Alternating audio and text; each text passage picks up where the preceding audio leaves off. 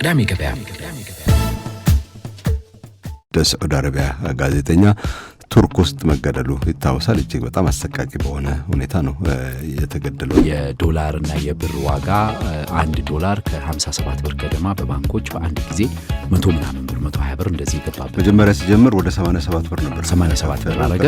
በቀናት ውስጥ በ2-3 ሳምንታት ውስጥ ወደ 100 ብር ገባ። ከዶክተር ኢዮብ ተካልኝ የብሔራዊ ባንክ ገዢ ጋር የተወያዩት አልጠፋም አለ። አንዳንድ ጊዜ ሞቅ ያለ ይመስላል፣ ኢኮኖሚን ያስደነግጣል። ጠንከር ያለ ውይይት ተደርጎባቸዋል ብለን ነበረ። እነ ሸራተን፣ እነ ሂልተን፣ እነ ሀያት ሬጀንሲ ማለት የኢትዮጵያ ሆቴል እምብርት ላይ የሚገኝ ቦታ ነው። ምን ነጥቦች ፈታኝ ሆኖ እንደቀረቡ ዘርዘር እስቲ።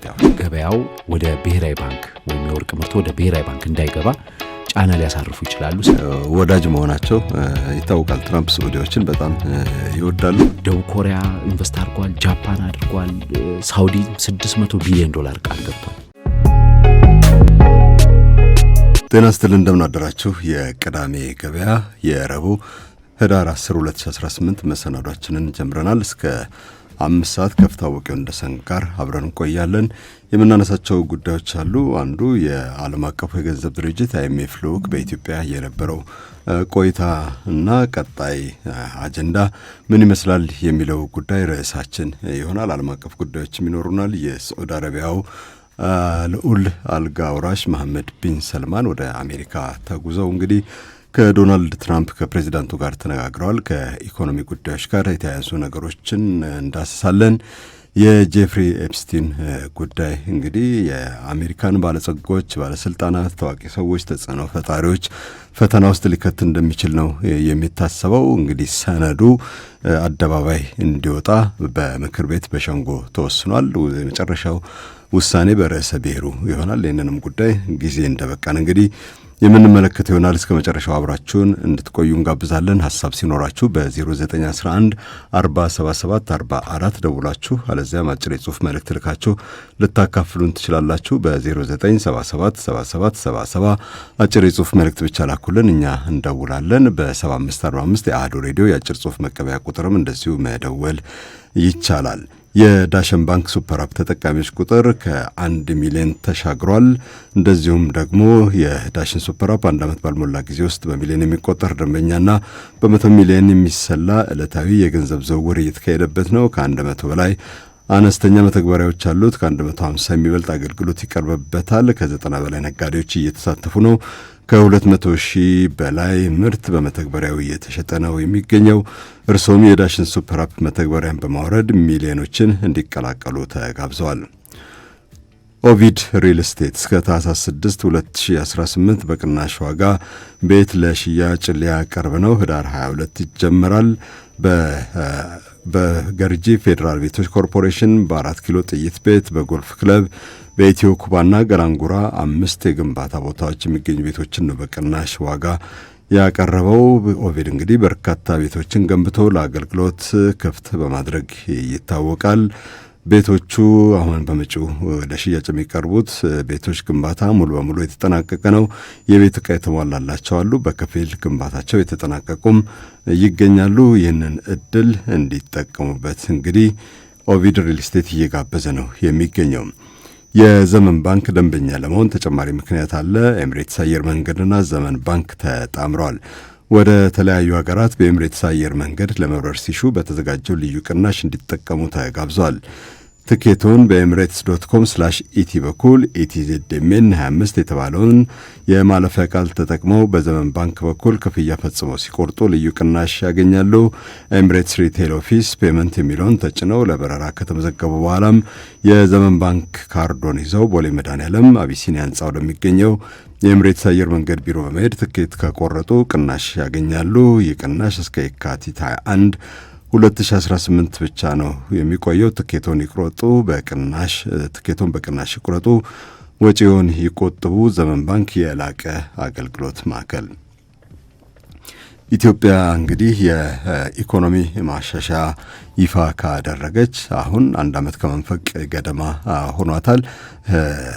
2016 ሐምሌ ላይ ነው። ሐምሌ 22 አካባቢ ነው ይሄ ይፋ የሆነው። ያ ማለት ለምሳሌ በዋነኛነት እንግዲህ ትልቁ እና ሰዎችም በቀላሉ ያስተዋሉት ያው የውጭ ሀገራት ገንዘብ በገበያ ዋጋ ይመንዘር የሚል ነገር መሆኑ ይታወቃል። ዞሮ ዞሮ ግን ከሱ ጋር ተያይዞ የተለያየ ማሻሻያ እየተካሄደ ነው የሚገኘው። ምናልባት እንግዲህ ይሄ ጉዳይ ነው እንግዲህ አሁን ኢትዮጵያና የአይኤምኤፍ ልኡካን በተደጋጋሚ እንዲገናኙ ምክንያት እየሆነ የሚገኘውና ምናልባት ሐምሌ 2016 ላይ የመጣው ለውጥ ምን ይመስል ነበር የሚለው እንደ መንደርደሪያ እናንሳ። በጣም ትክክል ነው። የ48 ወራት ወይንም ደግሞ የ3 ዓመት ማዕቀፍ ነው ከአይኤምኤፍ ጋር የተስማማ ነው። ኤክስቴንድድ ክሬዲት ፋሲሊቲ የሚባለው ወይም የተራዘመ የብድር ማዕቀፍን የያዘው ይህ የድርድርና የድጋፍ ሂደት ለ3 ዓመት እቅድ ተይዞለት ከተጀመረ በ2016 ሐምሌ ላይ ነው፣ በፈረንጆቹ አቆጣጠር ጁላይ 2024 ላይ ማለት ነው። እንግዲህ ይሄ እንዳነሳው 1 ዓመት ከመንፈቅ ሆኖታል። በበጀት ዓመት ደግሞ ስናሰላው 1 በጀት ዓመት ሙሉ አጠናቋል።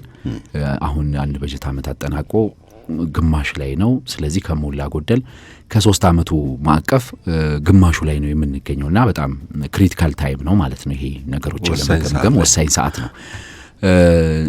ከመነሻው እንዳነሳው በጣም ብዙዎች የሚያስተውሉት የውጭ ምንዛሪ በገበያ ይወሰን የሚለውና የዶላርና የብር ዋጋ 1 ዶላር ከ57 ብር ገደማ በባንኮች በአንድ ጊዜ 100 ምናምን ብር 120 ብር እንደዚህ ይገባበት። መጀመሪያ ሲጀምር ወደ 87 ብር ነበር። 87 ብር አረገ።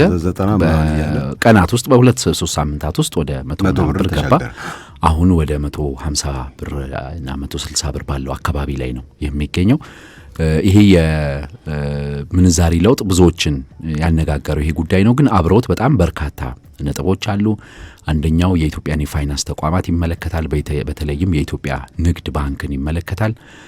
ሌላኛው የኢትዮጵያ ብሔራዊ ባንክንም አወቃቀር፣ አደረጃጀት፣ ገለልተኝነት፣ የቦርድ አወቃቀር፣ አመራሩን በተመለከተ በዝርዝር ያስቀምጣል። ከዛ በተጨማሪ አሁን ላይ ነዋሪው በተለይ ዜጎች አሁን ላይ በስፋት እያስተዋሉት ያሉት የኢኮኖሚ ባለሙያዎችን በስፋት እያነሱት ያሉት ከገቢ ጋር ገቢ ማሳደግ የሚለው የግብር ጉዳዮች በስፋት እንዳሉበት እየታየ ነው። ሌሎችም ጉዳዮችን ያካትታል። ሰላምና ጸጥታም በጣም ወሳኙ የስምምነቱ አካል ነው። እነዚህን ጉዳዮች የያዘ ነው እና እነዚህ ጉዳዮች ላይ ተግባራዊ እየተደረገ ያለው በጣም በተሳለጠ መልኩ ወይም ደግሞ በጣም በስዊፍትሊ ይላሉ ፈረንጆች አይደለ፣ መስመሩን ይዞ እየሄደ ካለው አንዱ የውጭ ምንዛሪ እንቅስቃሴው ነው። በተለይ የውጭ ምንዛሪ ግብይቱ በባንኮች እንዲወሰን ሆኗል። የዛሬው ገበያንም ብናየው ስንት እንደሆነ ብናየው ጥሩ ነው። ዛሬ ለምሳሌ የዳሸን ባንክን የውጭ ምንዛሪ ተመን ስናይ ባንኮቹ የሚገዙበት ዋጋ 1 ዶላር በ150.4909 ብር ነው። የሚሸጡበት ዋጋ ደግሞ በዳሸን ባንክ ነው። ይሄ 153.5007 ነው። ይሄ እንግዲህ የዳሽን ነው። የአማራ ባንክን ለምሳሌ በምናይበት ጊዜ 1 ዶላር ባንኩ የሚገዛው 151.3996 ብር ነው። የሚሸጥበት ዋጋ ደግሞ 154.4276 ብር ነው። ከሞላ ጎደል እንግዲህ በአንድ ዓመት ከመንፈቅ ውስጥ የብር የመግዛት አቅም በጣም በብዙ ተዳክሟል። 1 ዶላር ከ50 ምናምን ብር ወደ 150 ምናምን፣ ስለዚህ ወደ 2 እጥፍ ገደማ ማለት ነው። የ100 ብር ያክል ልዩነት ተፈጥሮበታል። ወደ 200% እንደሚባለው ወደ 2 እጅ ገደማ ጨምሯል ማለት ነውና ይሄኛው በታሰበው መልኩ ሄዷል። የውጪ ምንዛሪውን በዚህ መልኩ በመምራት የጥቁር ገበያውን በከፍተኛ ደረጃ ማዳከም ተችሏል። አልጠፋም አለ። አንዳንድ ጊዜ ሞቅ ያለ ይመስላል፣ ኢኮኖሚውን ያስደነግጣል። ነገር ግን በተሻለ መልኩ የጥቁር ገበያውን በጣም ያዳከመ ነው ብሎ ማንሳት ይቻላል። በዚህም የተነሳ ከፍተኛ የውጭ ምንዛሪ ኢትዮጵያ እንድታገኝም በሩን የከፈተ ነው። ከዚህ ጋር በተያያዘ በጣም ጥሩ ነገሮች ተከናውነዋል ብሎ ማንሳት ይቻላል። የብሔራዊ ባንክን ማሻሻያ በተመለከተና ሌሎች በርካታ የፋይናንስ ዘርፉ ማሻሻያዎች በተመለከተ በርካታ መርሆች ቀርበዋል። እነዛም መርሆች የተወሰኑት ተግባራዊ እየተደረጉ ነው። የብሔራዊ ባንክ አወቃቀርን፣ የብሔራዊ ባንክ አሰራርን የሚመዝኑት በዛ ጋር የተያዙ ናቸው። ነገር ግን ከብሔራዊ ባንክ አመራር ጋር በተያያዘ ደግሞ ከፖለቲካ አመራር ገለል ባለ መልኩ ይከናወን የሚለው አሁንም አነጋጋሪነቱ እንደቀጠለ ነው። በለውጡ ጊዜ የነበሩት የብሔራዊ ባንክ ገዢው አቶ ማሞ ምህረቱ ናቸው። አቶ ማሞ ስማለም ምህረቱ የገዢው ፓርቲ አባል የነበሩ ናቸው። አሁን እሳቸውን የተኳቸው ዶክተር ኢዮብ ተካልኝም እንደዚሁ የገዢው ፓርቲ አባል ናቸው። አባል ብቻ ሳይሆኑ ከፍተኛ አመራር ጭምር ናቸው። ስለዚህ ይሄኛው ሁኔታ አሁንም አነጋጋሪነቱ እንደቀጠለ ነው በዓለም አቀፉ ተቋማት ማለት ነው።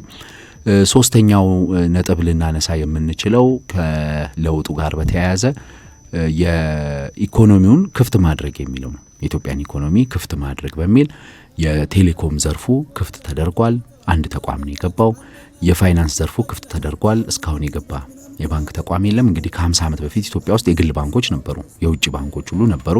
የአውስትራሊያ ባንክ ነበረ፣ የጣሊያን ባንኮች፣ ባንኮ ዲ ሮማ፣ ባንክ ናፖሊ፣ እነዚህ ሁሉ ነበሩ። በእንግሊዝና በአውስትራሊያም የተያዘ አዲስ ባንክ የሚባል ውስጥ አዲስ አበባ ባንክ ላይ ሼር የነበራቸው የውጭ ባለ ሀብቶችም ነበሩ። አሁን የፋይናንስ ዘርፉ ተከፍቷል፣ ግን እስካሁን በይፋ የገቡ የሉም። ሂደቱ ተጠናቋል። ፍላጎት እንዳላቸው የሚገልጹ ባንኮች አሉ። ለምሳሌ ከኬንያ የሚነሱ ባንኮች እንደዛ ነገር ያንጸባርቃሉ። ፍላጎቱ አለ፣ ግን ያው በተጨባጭ አልገቡም። በብዛት የምንጠብቀው ካሉት ባንኮች ድርሻ ገዝተው የመግባት አዝማሚያ ነው በብዛት እየተሰማ ያለው። አብረው መስራት ከሀገር ውስጥ ባንኮች ጋር እንደዚህ አይነት እንቅስቃሴዎች ገና ናቸው። የጅምላ ንግዱ፣ የኤክስፖርት ንግዱ፣ የኢምፖርት ንግዱም ተከፍቷል። ኤክስፖርት ላይ የተወሰኑ እንቅስቃሴዎች እንዳሉ እንሰማለን።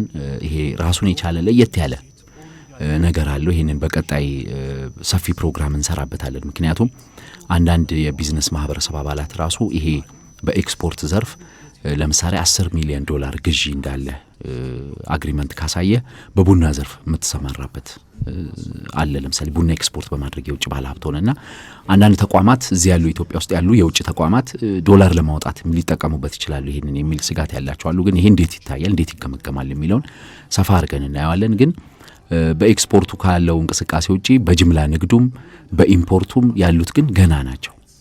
ስለዚህ የኢኮኖሚ በሩ ወለል ብሎ ቢከፈትም ተከፍቶ ግን የመጡት ያን ያህል በፍጥነትም በስፋትም ብዙ እየመጡ አይደለም።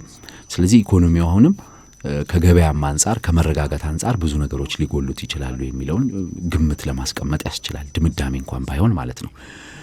ከዛ ውጪ ሌላኛው የማዕቀፉ ማሻሻያ ከአይኤምኤፍ እና ከአጋሮቹ ጋር የገባ ነው የማሻሻያ አንደኛው ነጥብ ደግሞ የገቢ ማሳደግ የሚለው ነው። ገቢ ማሳደግ መንግስት በሚወደው ርዕስ ነው በነገራችን ላይ። ምክንያቱም የኢትዮጵያ የግብር ከጂዲፒ አንጻር ከ10 በመቶ ያልዘለለ ነው የነበረው። ከጥቅል የሀገር ውስጥ ምርት አንጻር ግብር ሲታይ ከ10 በመቶ አልዘለለም። 7 በመቶ እንደዛ ነው። ቢያንስ በእነዚህ 2-3 ዓመታት እስከ 10 በመቶ እስከ 9 እስከ 10 ግፋ ካለም 10-12 ቢሄድ ጥሩ ነው የሚል ነው። በጣም በበርካታ ሀገራት እስከ 40 በመቶ ይደርሳል። እንደና አሜሪካ ባሉት ሀገራት እዚህ ላይ በጣም በርካታ ፕሮግራሞች በቅዳሜ ገበያ ቀርበዋል። የሀገራት የግብር ጥምርታ እንዴት ነው? ቢያንስ የሳሃራ በታች አፍሪካ ከ16 በመቶ ያላነሰ ነው አማካዩ ማለት ነው። የነ ኬንያን ብናይ እስከ 20 በመቶም እንደዚህ ያልፋልና የኢትዮጵያ በጣም ትንሽ ነው። እውነት ነው። ግብር መሰብሰብ አለበት። የግብር ርዕሱ መስፋት አለበት። የግብር ተደራሽነቱ በጣም ስር መስደድ አለበት። ግብር በብዛት መገኘት አለበት። ይሄ የሚያስማማ ነው። መንግስትም ኦፕሬት እንዲያደርግ ህዝቡን መንግስትን እንደ ልቡ እንዲጠይቅ የግብር ሁኔታው መስተካከል አለበት። ልማትንም ለማዳረስ እዚህ ላይ ሰፊ ማሻሻያዎች እየተደረጉ ነው። በዚህ ዙሪያ የገቢ ግብር፣ የኤክሳይዝ ታክሶች፣ የቫት ላይ የተደረጉ አንዳንድ ማሻሻያዎች፣ አመታዊ ግብር ለምሳሌ በየሩብ ዓመቱ የመክፈል ስልቶች፣ ከዛም ባለፈ ደግሞ ፕሮፐርቲ ታክስ የንብረት ግብር የሚባለው እና የተለያዩ ቀረጦች፣ አንዳንድ ከቀረጥ ነጻ የነበሩ አይነቶች እንዲነሱ መደረግ፣ ነዳጅ ድጎማ አይነቶችን ማንሳት፣ እንደዚህ አይነት ገቢን የማስፋት እንቅስቃሴዎች በመንግስት እየታዩ ነው። በአንዳንድ የግሉ ዘርፍ ተዋናዮች ደግሞ ይሄ የገቢ ማሻሻያው ትኩረት ያደረገው ለበርካታ ጊዜ አሁንም ግብርን እየከፈሉ ባሉት ላይ ነው እንጂ አዳዲስ የግብር ከፋዮችን በማስፋት ላይ አይደለም ብዙ ሚናውን እየተወጣ ያለው በሚል ቅሬታ አላቸውና ለተደጋጋሚ ግብር እየተጋለጡ መሆናቸውን ይጠቅሳሉ። ቢሆንም ግን ይሄ በመንግስትም በኩል በዓለም አቀፎቹ ተቋማትም በኩል በግፊት ብዙ እየሄደ ያለ ነው። እንግዲህ ሌሎችም ጉዳዮች አሉ። ሰላምና ጸጥታ ብዙ አርኪ ነጥብ ያልተገኘበት ነው በዚህ አንድ ዓመት ተኩል ውስጥ። ከዛ በተጨማሪ ሌላ ውጤታማ የሚባለው የመንግስት የልማት ድርጅቶችን የተመለከተው አሁን ኢትዮጵያ ኢንቨስትመንት ሆልዲንግ በሚል አደራጅቶታል መንግስት። እንዲያውም ኢንቨስት ወደ ማድረግም ገብቷል። ያሉትን ከማስተዳደር አልፎ በማዳበሪያ፣ በሆቴል ዘርፍ፣ በነዳጅ ዘርፍ ላይ ኢንቨስት ለማድረግ ከኢትዮጵያ ውጭም ኢንቨስት የማድረግ አዝማሚያ እያሳየ ነው አይደል? አለው። ግን ያንን እንኳን በደንብ ብናየው ጥሩ ይመስለኛል። ምክንያቱም ሀገር ውስጥ ያሉት ተቋማት ምን ያህሉ ውጤታማ ሆነው እየሰሩ ነው የሚለውን ማየት ያስፈልጋል። ለምሳሌ ጊዮን ሆቴል በኢትዮጵያ ኢንቨስትመንት ሆልዲንግ ስር ሆኖ አዲስ ሆኖ እንዲገነባ፣ ምክንያቱም ቦታው በጣም ቆንጆ ነው፣ ሰፊ ነው፣ ታሪካዊም ነው። በኢትዮጵያ እንትን ውስጥ እንደገና መሀል ከተማ ላይ የሚገኝ እነ ሸራተን፣ እነ ሂልተን፣ እነ ሀያት ሬጀንሲ ማለት የኢትዮጵያ ሆቴል እምብርት ላይ የሚገኝ ቦታ ነው። ጊዮንን የማስፋፋትና የማሳደግ ስራ ውይይቱ 3-4 ዓመት የሆነ ይመስለኛል። እኛ ራሱ ካነሳ ነው አሁን እድሳት ላይ ነው አይደለም? እንደ አካባቢው የኮሪደር ልማት እድሳት ላይ ነው። በጣም እንዲያውም የበለጠ ለጊዮን ጥሩ ገጽታ የሚጨምሩ ነገሮች ናቸው የተሰሩ ያሉት። የሂልተንም ቢሆን አልተጀመረም። በኢንቨስትመንት ሆልዲንግ ስር ካሉ ድርጅቶች አንዱ ሂልተን ነው። ሂልተን አዲስም 50 ዓመት አልፎታል። ሂልተን ራሱ ስያሜውን ይቅርብኝ እስከ ማለት ደርሶ ነበር። መቀየሩስ የሚቀር ይሆናል ብለህ ታስባለህ? ከሂልተን ጋር ስምምነቶች ተፈርመዋል። አሁን ተፈርመዋል ሳይሆን ስምምነቶች ተደርሰዋል። ሂልተን ራሱ እንዲቀጥልና በሂልተን ደረጃ እድሳት እንዲደረግለት ሆቴሉ ኦልሞስት እድሳት ሪቢልድ የማድረግ አይነት ነው፣ መልሶ የመገንባት አይነት ነው ሂልተንም የሚያስፈልገው። እሱም ቢሆን ገና አልተሰራም። ስለዚህ በውጭ ኢንቨስት አደርጋለሁ ሲል ኢትዮጵያ ኢንቨስትመንት ሆልዲንግ እነዚህ ነገሮች ኮንሲደር ማድረግ አለበት። ሀገር ውስጥ ምን ያህል ስኬቶችን እያመጣው ነው የሚለውን ማየት አለበት። በኢንቨስትመንት ሆልዲንግ እንደ ቡድን ሳይሆን ግን በኢንቨስትመንት ሆልዲንግ ስር ያሉ ተቋማት ግን በውጭ ኢንቨስት ማድረግ ይችላሉ። አንዱ እኮ የኢትዮጵያ አየር መንገድ ነው። የኢትዮጵያ ንግድ ባንክ ጥሩ ነው። አሁን ሁኔታዎች እያተሻሻሉ ነው። እሱንም ስለምንመለከተው ኢትዮ ቴሌኮም አለ። አሁን ኢትዮ ቴሌኮም በውድድር ውስጥ ገብቶ ከፍተኛ የሆነ የመቀላጠፍ እያሳየ ነው፣ በብዙ ረገድ ማለት ነው። ኢትዮ ቴሌኮም ብዙ አዳዲስ አገልግሎቶች፣ ብዙ አዳዲስ ስልቶች እያመጣ ነው። ኢትዮ ቴሌኮም ኢንቨስት ማድረግ የሚችል ተቋም ነው ብለን መናገር እንችላለን። በውጭ ሀገራት የኢትዮጵያ ንግድ ባንክም ቢሆን ከነ ተግዳሮቶቹ ማድረግ ይችላል። ትክክል ነው። በመድን ዘርፉም ላይ ማድረግ የሚቻል ይመስለኛል። የኢትዮጵያ መድን ድርጅት በጣም ትልቅ ተቋም ነው። ግን እንደ ኢንቨስትመንት ሆልዲንግ ያው በሱ ስር ስለሚገኙ ኢንቨስትመንት ሆልዲንግ በውጭም ኢንቨስት ያደርጋል እንበለው እንጂ እንደ ግሩፕ ግን በስሩ ደግሞ በርካታ ደካማ አፈጻጸም ያላቸው ኩባንያዎች አሉ። ስለዚህ የዚህ ሂደት በጣም ውስብስብ ነው። አሁን ዋነኛው ነጥብ ግን የአይኤምኤፍ የቲም ይሄ በአልቫሮ ፒሪስ የሚመራው ቡድን እዚህ ወደ 13 ቀን ቆይቷል፣ ሄዷል። በጣም አጭር ሪፖርት አውጥቷል። ይሄ ሪፖርት ዝርዝሩ ምንድን ነው የሚለውን በደንብ መመልከት ያስፈልጋል። ጥሩ ማስታወቂያ ሰምተን ወደ ዝርዝሩ እንመለሳለን። ካርቴላ ኮች ወጥ ይላል። እጣን እንዳያመልጣችሁ። አንደኛ ዕጣ ሙክት በግ ይላል። አንተ አሁን ሙክት በግ ምናምን ትላለህ? ዳሽን ባንክ ሙክት የሆነ ሽልማትን ይዞ በሱፐር አፕ ተከስቷል እንዴ! በትክክል ዳሽን ባንክ ሱፐር አፕን የፈጠነ ማውረድ ለጉድ ያሸልማል። የተለያዩ ክፍያዎችን ሲፈጽሙ፣ ገንዘብ ሲልኩ፣ ሲቀበሉ፣ የነዳጅ ክፍያውን ሲከፍሉና በዳሽን ገበያ እየተገበያዩ ግብይቶን አጧጥፎ ኮይኖችን በመሰብሰብ ወደ ቀጣይ አጓጊ ሽልማቶች ከፍ ይበሉ።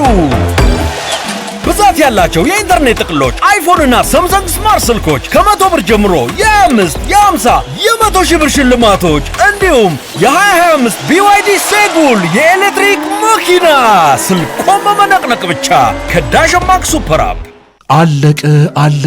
አለቀ። ኦሜጋ ልዩ የማጠናቀቂያ ሽያጭ በውብና ቅንጡ በደመቀና በደራ ስፍራ መገኛና አድራሻው እንዲሆን ማድረግ ይችላሉ። የእድገቱ ማሳያ የከፍታው ጠቋሚ ቤቱ ቋሚ ንብረቱ ነው። ኦቪድ ሪል ስቴት ኦሜጋ ልዩ የማጠናቀቂያ ሽያጭ ይዞ እዚህ ነኝ የሚሉበትን ቤት ይዞሎት መጥቷል። አንድ የሚኖሩባትን ዓለም በደስታ ኑሩበት ይሎታል። ከህዳር 22 እስከ ታኅሳስ 6 በሁሉም ሳይቶቻችን ያቀረብነውን አማራጭ እንደው አስፈላጊ ከብርሃን እኩል የሚመርጡት ነው። ገላን ጉራ ከስቱዲዮ እስከ ባለ 3 መኝታ በሚያስደንቅ ዋጋ ይጠብቋቸዋል። 4 ኪሎ ጥይት ቤት ሱቆችና መኖሪያ ቤቶች አድራሻችሁ ሊሆን ተዘጋጅቶሎታል። በቦሌ ጃፓን፣ በቦሌ መድኃኔዓለም ፓስተር አፍሪካን ሃይትስ አስደናቂ የግንባታ አጨራረስ የሚታይባቸው ናቸው። ኑ የኦሜጋ ማጠቃለያ ሽያጭ ከማብቃቱ በፊት የተዘጋጀላችሁን ውሰዱ። ሽያጩ የሚከናወንበት ቦታ በአንድ ጊዜ 5 ቦታ ኢትዮ ኩባ፣ ገርጂ ኤፍኤችሲ ገላንጉራ ጎልፍ ክለብ 4 ኪሎ ጥይት ቤት። ለበለጠ መረጃ 9727 ወይም 0932587777 0932597777። ራያችን ልማት ነው። ኦቪድ ሪል ስቴት። ወደ ዘመን ባንክ ሲመጡ ወደ ባንኮ በመሄዶ ይደሰታሉ፣ ይዝናናሉ።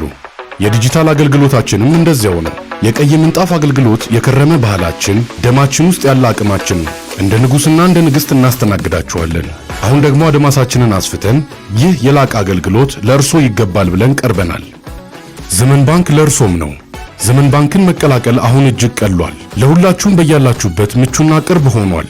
ከ5000 ብር የሚጀምር የአዋቂዎች የቁጠባ ሂሳብ፣ ከ2000 ብር አንስቶ የወጣቶች የቁጠባ ሂሳብ፣ ከ1000 ብር ጀምሮ ደግሞ የታዳጊዎች የቁጠባ ሂሳብ አዘጋጅቶ አብሮ የመስራት ዕድልን ለሁላችሁም ከፍቷል። በብዙም በጥቂቱም የታመነው ዘመን ባፈራው አቅም ሁሉ የጎለበተው ዘመን ባንክ እናንተን የሚመጥን የላቀ አገልግሎቶችን አዘጋጅቷል። ዘመን ባንክ ለእርሶም ነው። ዘመን ባንክ የላቀ አገልግሎት ማዕከል። አንጥረኞች ነን። ትውልድን በጥንካሬ እያሻገርን ትላንትን ከዛሬ ዛሬንም ከነገ እያስተሳሰርን በሚደንቅ ጥንካሬ አለን። ስቲሊ አርኤምአይ አፖሎ ብረት ምንጊዜም የደንበኞቻችን ፍላጎት እያስቀደምን የሀገር ኩራት በሆኑ ባለሙያዎች እየታገዝን አሁን ካለንበት የከፍታ ማማ ላይ ደርሰናል።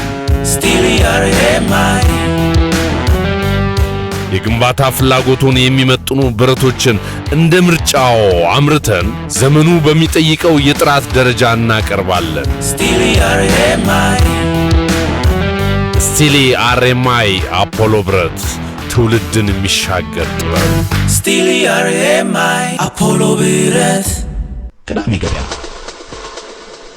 ቢዝነስ፣ ኢንቨስትመንት፣ ገንዘብ፣ ምጣኔ ሀብት በሰለንዳ ኢቨንትስ ኤንድ ኮሚኒኬሽንስ።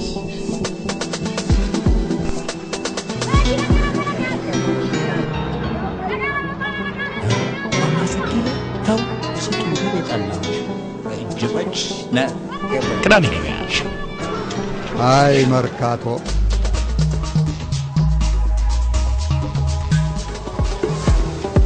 የቅዳሜ ገበያን መሰናዶ እየተከታተላችሁ ነው የምትገኙት።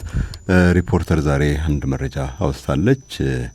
ከዚህ ቀደም ለውጭ ባለሀብቶች ዝግ ተደርገው በነበሩ የኢንቨስትመንት መስኮች መሳተፍ እንዲችሉ መመሪያ መውጣቱ ይታወቃል። በዚህ መሰረት እንግዲህ የመጀመሪያው የውጭ ኩባንያ ከኢትዮጵያውያን ጋር በመሆን በጋዝ ችርቻሮ ንግድ እንዲሰማራ የኢንቨስትመንት ፈቃድ አገኘ የሚል መረጃ እያየን ነው። የዘመን ባንክ ደንበኛ ለመሆን ሌላ ምክንያት ተገኝተዋል። ኤምሬትስ አየር መንገድና ዘመን ባንክ ተጣምሯል። ወደ ተለያዩ ሀገራት በኤምሬትስ አየር መንገድ ለመብረር ሲሹ በተዘጋጀው ልዩ ቅናሽ እንዲጠቀሙ ተጋብዘዋል። የኤምሬትስ አየር መንገድ ትኬቶን በemirates.com/ኢቲ በኩል ኢቲዜድሜን 25 የተባለውን የማለፊያ ቃል ተጠቅመው በዘመን ባንክ በኩል ክፍያ ሲፈጽሙና ትኬት ሲቆርጡ ልዩ ቅናሽ ያገኛሉ። ኤምሬትስ ሪቴል ኦፊስ ፔመንት የሚለውን ተጭነው ለበረራ ከተመዘገቡ በኋላ የዘመን ባንክን ካርድ ይዘው ቦሌ መድኃኔዓለም አቢሲኒያ ህንጻ ወደሚገኘው የኤምሬትስ አየር መንገድ ቢሮ በመሄድ ትኬት ሲቆርጡም ቅናሽ ያገኛሉ። ይህ ቅናሽ እስከ የካቲት 21 2018 ድረስ ነው የሚቆየው። ኦቪድ ሪል ስቴት ከህዳር 22 እስከ ታህሳስ 6 2018 ቤት በቅናሽ ለመሸጥ ተዘጋጅቷል። በገርጂ የፌዴራል ቤቶች ኮርፖሬሽን በ4 ኪሎ ጥይት ቤት፣ በጎልፍ ክለብ፣ በኢትዮ ኩባና ገላንጉራ 5 የግንባታ ቦታዎች ላይ የሚገኙ ቤቶች ናቸው በቅናሽ ዋጋ የሚሸጡት። እንደዚሁ እንግዲህ ኦቪድ የሚታወቀው እንግዲህ በርከት ያሉ ፕሮጀክቶችን ገንብቶ ለአገልግሎት ክፍት በማድረግ ነው። በዚህም መሰረት ነው እስከ ታህሳስ 6 የሚቆይ ታላቅ ቅናሽ ለማድረግ ተዘጋጅቶ የሚቆየው። የዳሽን ሱፐር አፕ ተጠቃሚዎች ቁጥር ከ1 ሚሊዮን ተሻግሯል። 1 ዓመት ባልሞላ ጊዜ ውስጥ ነው። ዕለታዊ የገንዘብ ዝውውሩም በ100 ሚሊዮን የሚሰላ ሆኗል። ከ100 በላይ አነስተኛ መተግበሪያዎች አሉት። ከ150 የሚበልጥ አገልግሎት ያቀርባል። ከ90 በላይ ነጋዴዎች እየተሳተፉበት ነው። ከ2000 በላይ ምርቶች ይገኙበታል። እርሶም የዳሽን ሱፐር አፕ መተግበሪያን በማውረድ ሚሊዮኖችን እንዲቀላቀሉ ተጋብዘዋል። እንግዲህ ቀደም ሲል እንደገለጽንላችሁ የኢንቨስትመንት ኮሚሽን በወጪ በገቢ በጅምላና በችርቻሮ ንግድ ስራ የውጭ ባለሀብቶች ወደ ሀገር ውስጥ በመግባት እንዲሳተፉ የሚፈቅደውን 1000 ቁጥር 1082/2014 መመሪያ መሰረት በማድረግ ከኢትዮጵያውያን ጋር ሆኖ በጋዝ ችርቻሮ ንግድ ለመሰማራት እንግዲህ ኢትዮ የተፈጥሮ ጋዝ ግብይትና ስርጭት ኃላፊነቱ የተወሰነ የግል ማህበር የተባለ ተቋም ስራ ፈቃድ አግኝቷል። የኩባንያው ባለቤትነት ከኢትዮጵያውያን ባለሀብቶች ጋር በመሆን የተያዘ ነው። በዚህም በጋዝ ችርቻሮ ንግድ ፈቃድ ያገኘ የመጀመሪያው የውጭ ኩባንያ ሆኗል። የኩባንያው የአክሲዮን ድርሻ ምን ያክሉ በውጭ ባለሀብቶች ምን ያክሉ ደግሞ በሀገር ውስጥ እንደተያዘ እና የባለቤቶቹ ማንነት ዝርዝር መረጃ አልታወቀም እስካሁን። ዞሮ ዞሮ ግን ጠቅላይ ሚኒስትር አብይ አህመድ በሶማሌ ክልል ካሉብ በአመት ከ100 ሚሊዮን ሊትር በላይ የሚወጣበት የኦጋዴን ፈሳሽ የተፈጥሮ ጋዝ ፕሮጀክት የመጀመሪያ ዙር ሲመረቅ ሁለተኛው ዙር ፕሮጀክት መስከረም 22 2018 ደግሞ ማስጀመራቸው ይታወሳል። በጋዝ ችርቻሮ ንግድ ፈቃድ ያገኘው ኢትዮ የተፈጥሮ ጋዝ ግብይትና ስርጭት ኃላፊነቱ የተወሰነ የግል ማህበር ፈቃዱን ያገኘው ይህን የተፈጥሮ ጋዝ ለመሸጥ እንደሚሆን ነው እንግዲህ የሪፖርተር ምንጮች የጠቆሙት። የቅዳሜ ገበያን መሰናዶ እየተከታተላችሁ እስከ መጨረሻው አብራችሁ እንድትቆዩ እንጋብዛለን። ማስታወቂያ ከሰማን በኋላ ከዓለም አቀፉ የገንዘብ ድርጅት ጋር የተያያዘውን ጉዳይ እናነሳዋለን። ወደ ዘመን ባንክ ሲመጡ ወደ ባንኮ በመሄዶ ይደሰታሉ፣ ይዝናናሉ። የዲጂታል አገልግሎታችንም እንደዚያው ነው። የቀይ ምንጣፍ አገልግሎት የከረመ ባህላችን፣ ደማችን ውስጥ ያለ አቅማችን ነው። እንደ ንጉስና እንደ ንግስት እናስተናግዳችኋለን። አሁን ደግሞ አድማሳችንን አስፍተን ይህ የላቀ አገልግሎት ለእርሶ ይገባል ብለን ቀርበናል። ዘመን ባንክ ለእርሶም ነው። ዘመን ባንክን መቀላቀል አሁን እጅግ ቀሏል። ለሁላችሁም በያላችሁበት ምቹና ቅርብ ሆኗል። ከ5000 ብር የሚጀምር የአዋቂዎች የቁጠባ ሂሳብ፣ ከ2000 ብር አንስቶ የወጣቶች የቁጠባ ሂሳብ፣ ከ1000 ብር ጀምሮ ደግሞ የታዳጊዎች የቁጠባ ሂሳብ አዘጋጅቶ አብሮ የመስራት እድልን ለሁላችሁም ከፍቷል። በብዙም በጥቂቱም የታመነው ዘመን ባፈራው አቅም ሁሉ የጎለበተው ዘመን ባንክ እናንተን የሚመጥን የላቀ አገልግሎቶችን አዘጋጅቷል። ዘመን ባንክ ለእርሶም ነው። ዘመን ባንክ የላቀ አገልግሎት ማዕከል። አለቀ አለቀ አለቀ። ኦሜጋ ልዩ የማጠናቀቂያ ሽያጭ በውብና ቅንጡ በደመቀና በደራ ስፍራ መገኛና አድራሻው እንዲሆን ማድረግ ይችላሉ። የእድገቱ ማሳያ የከፍታው ጠቋሚ ቤቱ ቋሚ ንብረቱ ነው። ኦቪድ ሪል ስቴት ኦሜጋ ልዩ የማጠናቀቂያ ሽያጭ ይዞ እዚህ ነኝ የሚሉበትን ቤት ይዞሎት መጥቷል። አንድ የሚኖሩባትን ዓለም በደስታ ኑሩበት ይሎታል። ከህዳር 22 እስከ ታህሳስ 6 በሁሉም ሳይቶቻችን ያቀረብነውን አማራጭ እንደው አስፈላጊ ከብርሃን እኩል የሚመርጡት ነው። ገላን ጉራ ከስቱዲዮ እስከ ባለ 3 መኝታ በሚያስደንቅ ዋጋ ይጠብቋቸዋል። 4 ኪሎ ጥይት ቤት ሱቆችና መኖሪያ ቤቶች አድራሻችሁ ሊሆን ተዘጋጅቶሎታል። በቦሌ ጃፓን፣ በቦሌ መድኃኔዓለም ፓስተር አፍሪካን ሃይትስ አስደናቂ የግንባታ አጨራረስ የሚታይባቸው ናቸው። ኑ የኦሜጋ ማጠቃለያ ሽያጭ ከማብቃቱ በፊት የተዘጋጀላችሁን ውሰዱ። ሽያጩ የሚከናወንበት ቦታ በአንድ ጊዜ 5 ቦታ ኢትዮ ኩባ፣ ገርጂ ኤፍኤችሲ፣ ገላንጉራ ጎልፍ ክለብ፣ 4 ኪሎ ጥይት ቤት። ለበለጠ መረጃ 9727 ወይም 0932587777 0932597777። ራያችን ልማት ነው። ኦቪድ ሪል ስቴት። ካርቴላ ኮችኮች ወጥ ይላል። እጣዋን እንዳያመልጣች። አንደኛ ዕጣ ሙክት በግ ይላል። አንተ አሁንም ሙክት በግ ምናምን ትላለህ? ዳሽን ባንክ ሙክት የሆነ ሽልማትን ይዞ በሱፐር አፕ ተከስቷል እንዴ! በትክክል ዳሽን ባንክ ሱፐር አፕን የፈጠነ ማውረድ ለጉድ ያሸልማል። የተለያዩ ክፍያዎችን ሲፈጽሙ፣ ገንዘብ ሲልኩ፣ ሲቀበሉ፣ የነዳጅ ክፍያውን ሲከፍሉና በዳሽን ገበያ እየተገበያዩ ግብይቶን አጧጥፎ ኮይኖችን በመሰብሰብ ወደ ቀጣይ አጓጊ ሽልማቶች ከፍ ይበሉ። ብዛት ያላቸው የኢንተርኔት ጥቅሎች፣ አይፎንና ሳምሰንግ ስማርት ስልኮች ከ100 ብር ጀምሮ የ5፣ የ50፣ የ100 ሺህ ብር ሽልማቶች እንዲሁም የ2025 BYD ሴጉል የኤሌክትሪክ መኪና ስልኮን በመነቅነቅ ብቻ ከዳሽን ባንክ ሱፐር አፕ ጊዜው የጠቅ ክፍል ነው። እጃችን ላይ ያለው ማንኛውም ስማርት ስልክ ከምን ጊዜም በላይ ፍጥነትንና ምቾትን ይዞልን መጥቷል። ነገሩ እንዲህ ነው። ስማርት ስልኮ ላይ የሚገኘውን የየትኛውንም የፋይናንስ ተቋም መተግበሪያ ሲከፍቱ የሚያገኙትን QR ስካነር ልክ እንደ ፎቶ ካሜራ በጣቶ ጠቅ አድርገው ይከፍቱታል። ከዚያም አገልግሎት ሰጪው ያስቀመጠው የኢቲ QR ኮድ ማንበቢያ ስካን አድርገው ይከፍላሉ ማለት ነው። የሚገርመው ይህ ብቻ አይደለም። አሁን በኢቲ QR አማካኝነት ከእርሱ አካውንት ወይም ዋሌት ወደ ማንኛውም የአገልግሎት ሰጪ አካውንት ወይም ዋሌት ክፍያ መፈጸም ያስቻለ መሆኑ ነው። በስልኮ የክፍያ መተግበሪያ ላይ ያለው QR ኮድ ከሁሉም የፋይናንስ ተቋማት ጋር በመተሳሰሩ ክፍያ ጠቅ ክፍል ማድረግ ብቻ ሆኗል። ከእንግዲህ ማንኛውንም አገልግሎት ሲጠቀሙ በአንድ ኢቲ QR ለሁሉም ጠቅ ክፍል ያድርጉ። ተናባቢ ኢቲ QR በኢትስዊች የቀረበ። ገና በልጅነቴ ናፍቄ የማገኛቸው የማይደገሙ ክስተቶችን አጣጥሜያለሁ። ከፍ ስል በአብሮነት ስሜት ከአቻዎቼ ጋር የማይረሱ ጊዜያትን አሳልፌያለሁ። በዚህች ምሽት ውብ የትውስታ ጊዜን እያሳለፍኩ ነበር። ዲኤስቲቪ እያየሁ ብቻ አይደለም፣ ሕይወትን እያጣጣምኩ ጭምር ነው። እኔና ዲኤስቲቪ ብዙ ተጋርተናል። ዲኤስቲቪ ቅዳሜ ገበያ። የቅዳሜ ገበያን መሰናዶ እየተከታተላችሁ ትገኛላችሁ። ሐሳብ ሲኖራችሁ በ0911 477 44 ደውላችሁ አለዚያ አጭር የጽሑፍ መልእክት ልካችሁ አካፍሉን። በ0977 7777 አጭር የጽሑፍ መልእክት ብቻ ላኩልን፣ እኛ እንደውላለን። ዓለም አቀፉ የገንዘብ ድርጅት የላከው ቡድን ወደ ኢትዮጵያ መጥቶ እንግዲህ ሰንብቶ ሄደዋል። አልቫሮ ፒሬዝ ናቸው ይህንን የልኡካን ቡድን የመሩት። በቆይታቸው ወቅት እንግዲህ ከኢኮኖሚው ጋር ቀጥታ ግንኙነት ያላቸውን የስራ ኃላፊዎች አነጋግረዋል። ከዛ በኋላ እንደሄዱ እንግዲህ እጅግ በጣም አጠር ያለች መግለጫ ነው የሰጡት አልቫሮ ፒሬዝ። ዞሮ ዞሮ ቆይታቸው ምን ይመስል እንደነበረ የተወሰኑ ነጥቦችን እናንሳ። ጥሩ ነው። ከቆይታቸው መጀመራችን በጣም ጥሩ ይሆናል።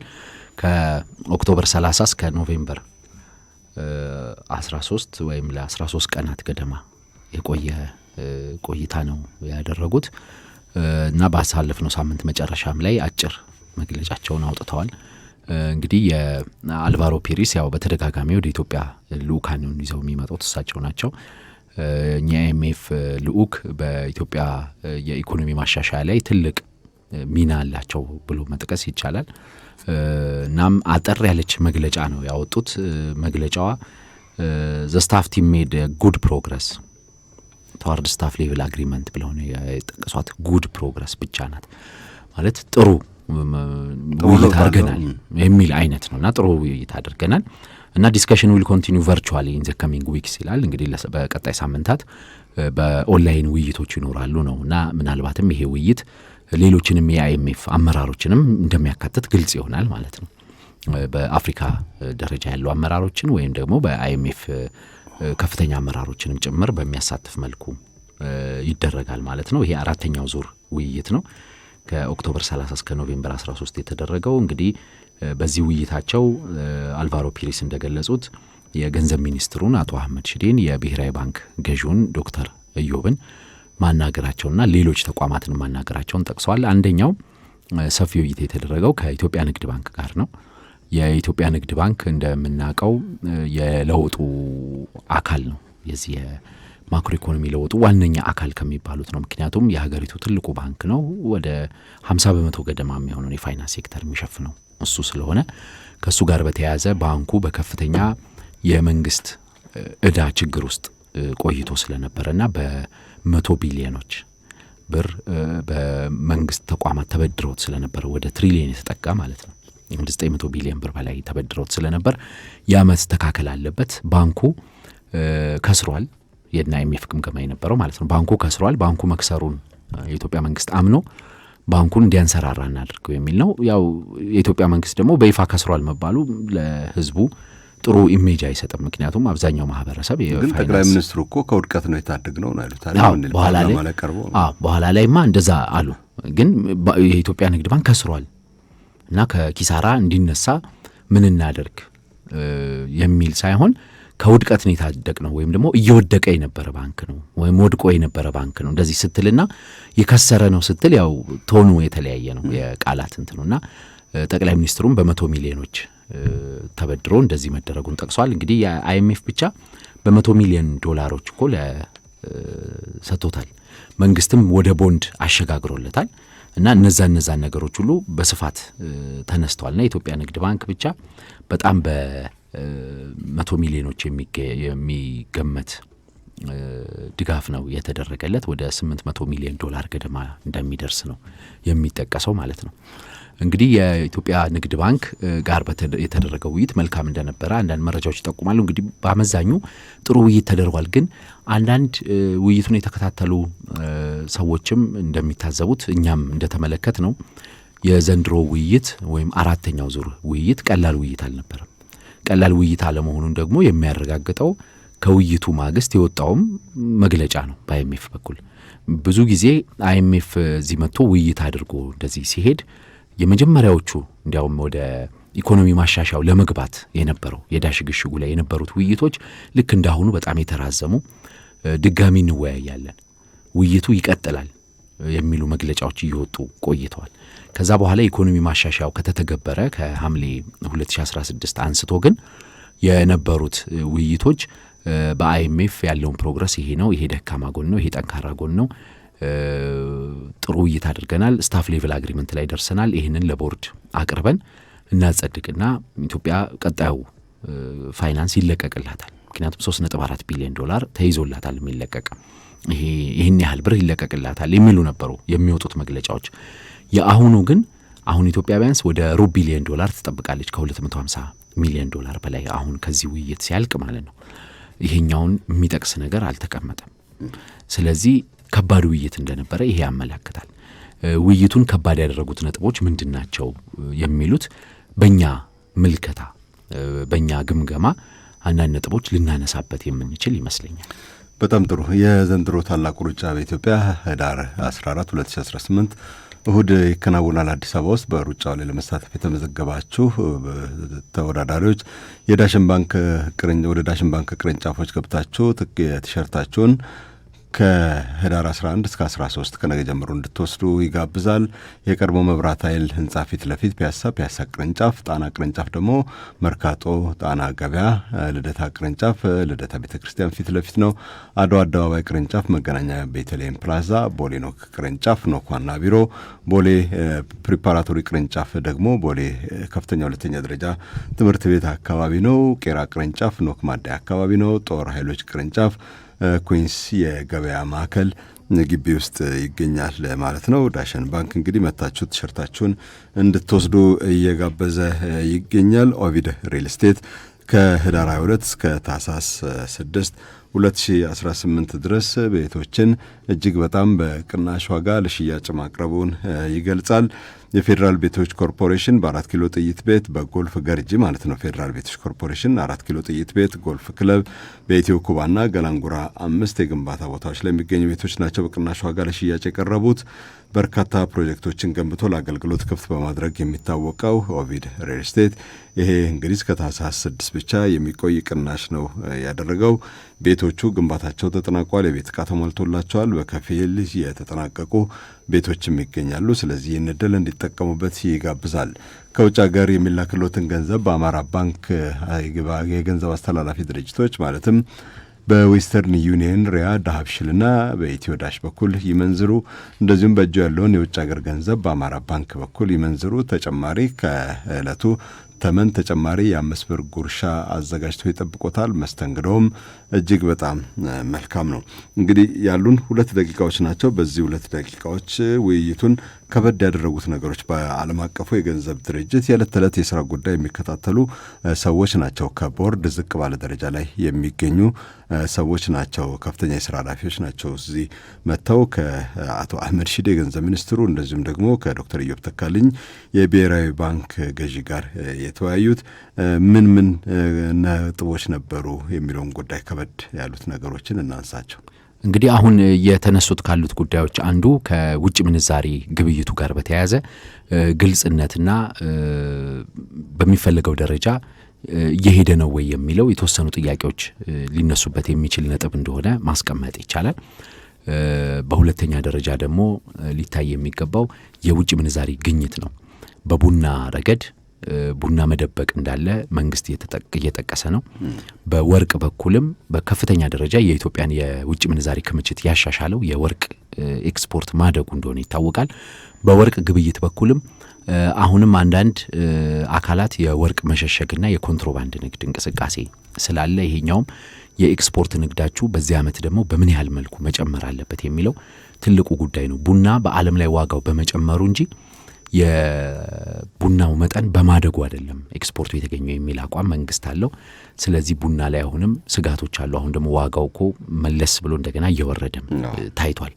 ስለዚህ እነዚህም ነጥቦች አሉ። ከዛ በተጨማሪ የመንግስት የልማት ተቋማትና የግሉ ዘርፍ ሚና ላይ እና የገቢ አሰባሰብ ዋና ዋና ነጥቦች እንደሆኑ ይጠቀሳል። በደንብ ብንመለከተው ጥሩ ነው። በጣም ጥሩ። ከአራት ሰዓቱ የአህዱ ሬዲዮ ዜና በኋላ በሰፊው እንነሳዋለን። የቅዳሜ ገበያ ምዕራፍ 2 መሰናዷችንን ጀምረናል። እስከ 5 ሰዓት እንግዲህ አብራችሁን እንድትቆዩ እንጋብዛለን። ሀሳብ ሲኖራችሁ በ0911 477 44 ደውላችሁ አለዚያ አጭር የጽሁፍ መልእክት ልካችሁ ልታካፍሉን ትችላላችሁ። የዘመን ባንክ ደንበኛ ለመሆን ሌላ ምክንያት አለ። የኤምሬትስ አየር መንገድና ዘመን ባንክ በጋራ ያዘጋጁት ልዩ ዕድል ነው። ወደ ተለያዩ ሀገራት በኤምሬትስ አየር መንገድ ለመብረር ሲሹ በተዘጋጀው ልዩ ቅናሽ እንዲጠቀሙ ተጋብዘዋል። የኤምሬትስ አየር መንገድ ትኬቶን በemirates.com/ኢቲ በኩል ኢቲዜድኤምን 25 የተሰኘውን የማለፊያ ቃል ተጠቅመው በዘመን ባንክ በኩል ክፍያ ፈጽመው ሲቆርጡ ልዩ ቅናሽ ያገኛሉ። ኤምሬትስ ሪቴል ኦፊስ ፔመንት የሚለውን ተጭነውም ለበረራ ከተመዘገቡ በኋላ የዘመን ባንክን ካርድ ይዘው ቦሌ መድኃኔዓለም አቢሲኒያ ህንጻ ወዳለው የኤምሬትስ አየር መንገድ ቢሮ በመሄድ ትኬት ሲቆርጡ ቅናሽ ያገኛሉ። እስከ የካቲት 21 2018 የሚቆይ ቅናሽ ነው። ትኬቶን በቅናሽ ይቁረጡ፣ ወጪውን ይቆጥቡ። ዘመን ባንክ የላቀ አገልግሎት ማዕከል። ፍሊንትስቶን በቅርቡ እንግዲህ ከሚያስረክባቸው ፕሮጀክቶች ትልቁ የአደይ በሻሌ ነው። ከ1250 በላይ አባወራዎችን የያዘ ግዙፍ ፕሮጀክት ነው። የመኖሪያ አካባቢው ይለያል፣ ይመረጣል፣ ለምቷል። ሽያጩም ግንባታውም እየተጠናቀቀ ነው የሚገኘው። ጠንካራ የገዢዎች ማህበር የሚገኝበት ነው። የተወሰኑ ቀሪ ቤቶች ሙሉ በሙሉ ለገበያ ወጥተዋል። ገዢዎች የቦታውን የግንባታ ሂደት ተመልክተውና አስፈላጊውን መረጃ ወስደው መግዛት የሚችሉበት እድል ተመቻችቷል። ዘወትር ሐሙስና ቅዳሜ በቀጥታ የግንባታውን ቦታ መጎብኘት ይቻላል። በዚህ ወቅት የ50 ሺህ ብር ቅናሽ የሚያስገኝሎት ኩፖን ይረከባሉ። ኩፖኑን ለራስዎ ለጓደኛው ወይም ለቤተሰብ መጠቀም ይችላሉ። ቅድመ ክፍያ አይጠየቁም። በወር ከ74 ሺህ ብር ጀምሮ የባለ አንድ መኝታ ቤት መግዣ ክፍያ መፈጸም ይችላሉ። በ8188 በመደወል ቀጠሮ እንዲይዙ ተጋብዘዋል። ጎህ ቤቶች ባንክ ሁሉንም አይነት የባንክ አገልግሎት በአንድ አካቶ ለማቅረብ እየተጋ የሚገኝ ተቋም ነው። ጎህ ሞባይል አፕ የተባለ የሞባይል ባንኪንግ መተግበሪያ ይፋ አድርጓል። የሂሳቡን ዝርዝር ለመከታተልና ለማስተዳደር ከባንክ ወደ ባንክ ወይም ወደ ቴሌብር ገንዘብ ለማስተላለፍ የአየር ሰዓት ለራሱም ሆነ ለወዳጅ ዘመዶ ለመግዛት የዕለቱን የውጭ ሀገራት ገንዘብ የምንዛሪ ተመን ለማወቅ የሚያስችል ነው። በኢንተርኔት በአነስተኛ የኢንተርኔት ዳታ በላቀ ፍጥነት ይጠቀሙበታል። የዓለም አቀፍና የኢንሳን የደህንነት ደረጃ ያሟላ ነው። ጎህ ሞባይል አፕን ከፕሌይ ስቶር በቀላሉ አውርደው በጊዜም በቦታም ሳይገደቡ እንዲጠቀሙበት እየጋበዘ ነው የሚገኘው። እንግዲህ የዓለም አቀፉ የገንዘብ ድርጅት IMF የስራ ኃላፊዎች ወደ ኢትዮጵያ መጥተው የኢትዮጵያን ኢኮኖሚ ከሚቆጣጠሩ ከሚያንቀሳቅሱ የስራ ኃላፊዎች ጋር ተገናኝቶ መወያየቱ ተሰምቷል። አንዳንድ ወሳኝ ጉዳዮች፣ ቁልፍ ጉዳዮችም ተነስተዋል። እንደ ቡና፣ እንደ ወርቅ፣ እንደ ልማት ተቋማት የመሳሰሉ ጉዳዮች እንግዲህ ጠንከር ያለ ውይይት ተደርጎባቸዋል ብለን ነበረ ምዕራፍ 1ን ያጠናቀቅ ነው። ይህንን እንደው ለማስታወስ ያክል የተወሰኑ ነጥቦችን እናንሳ።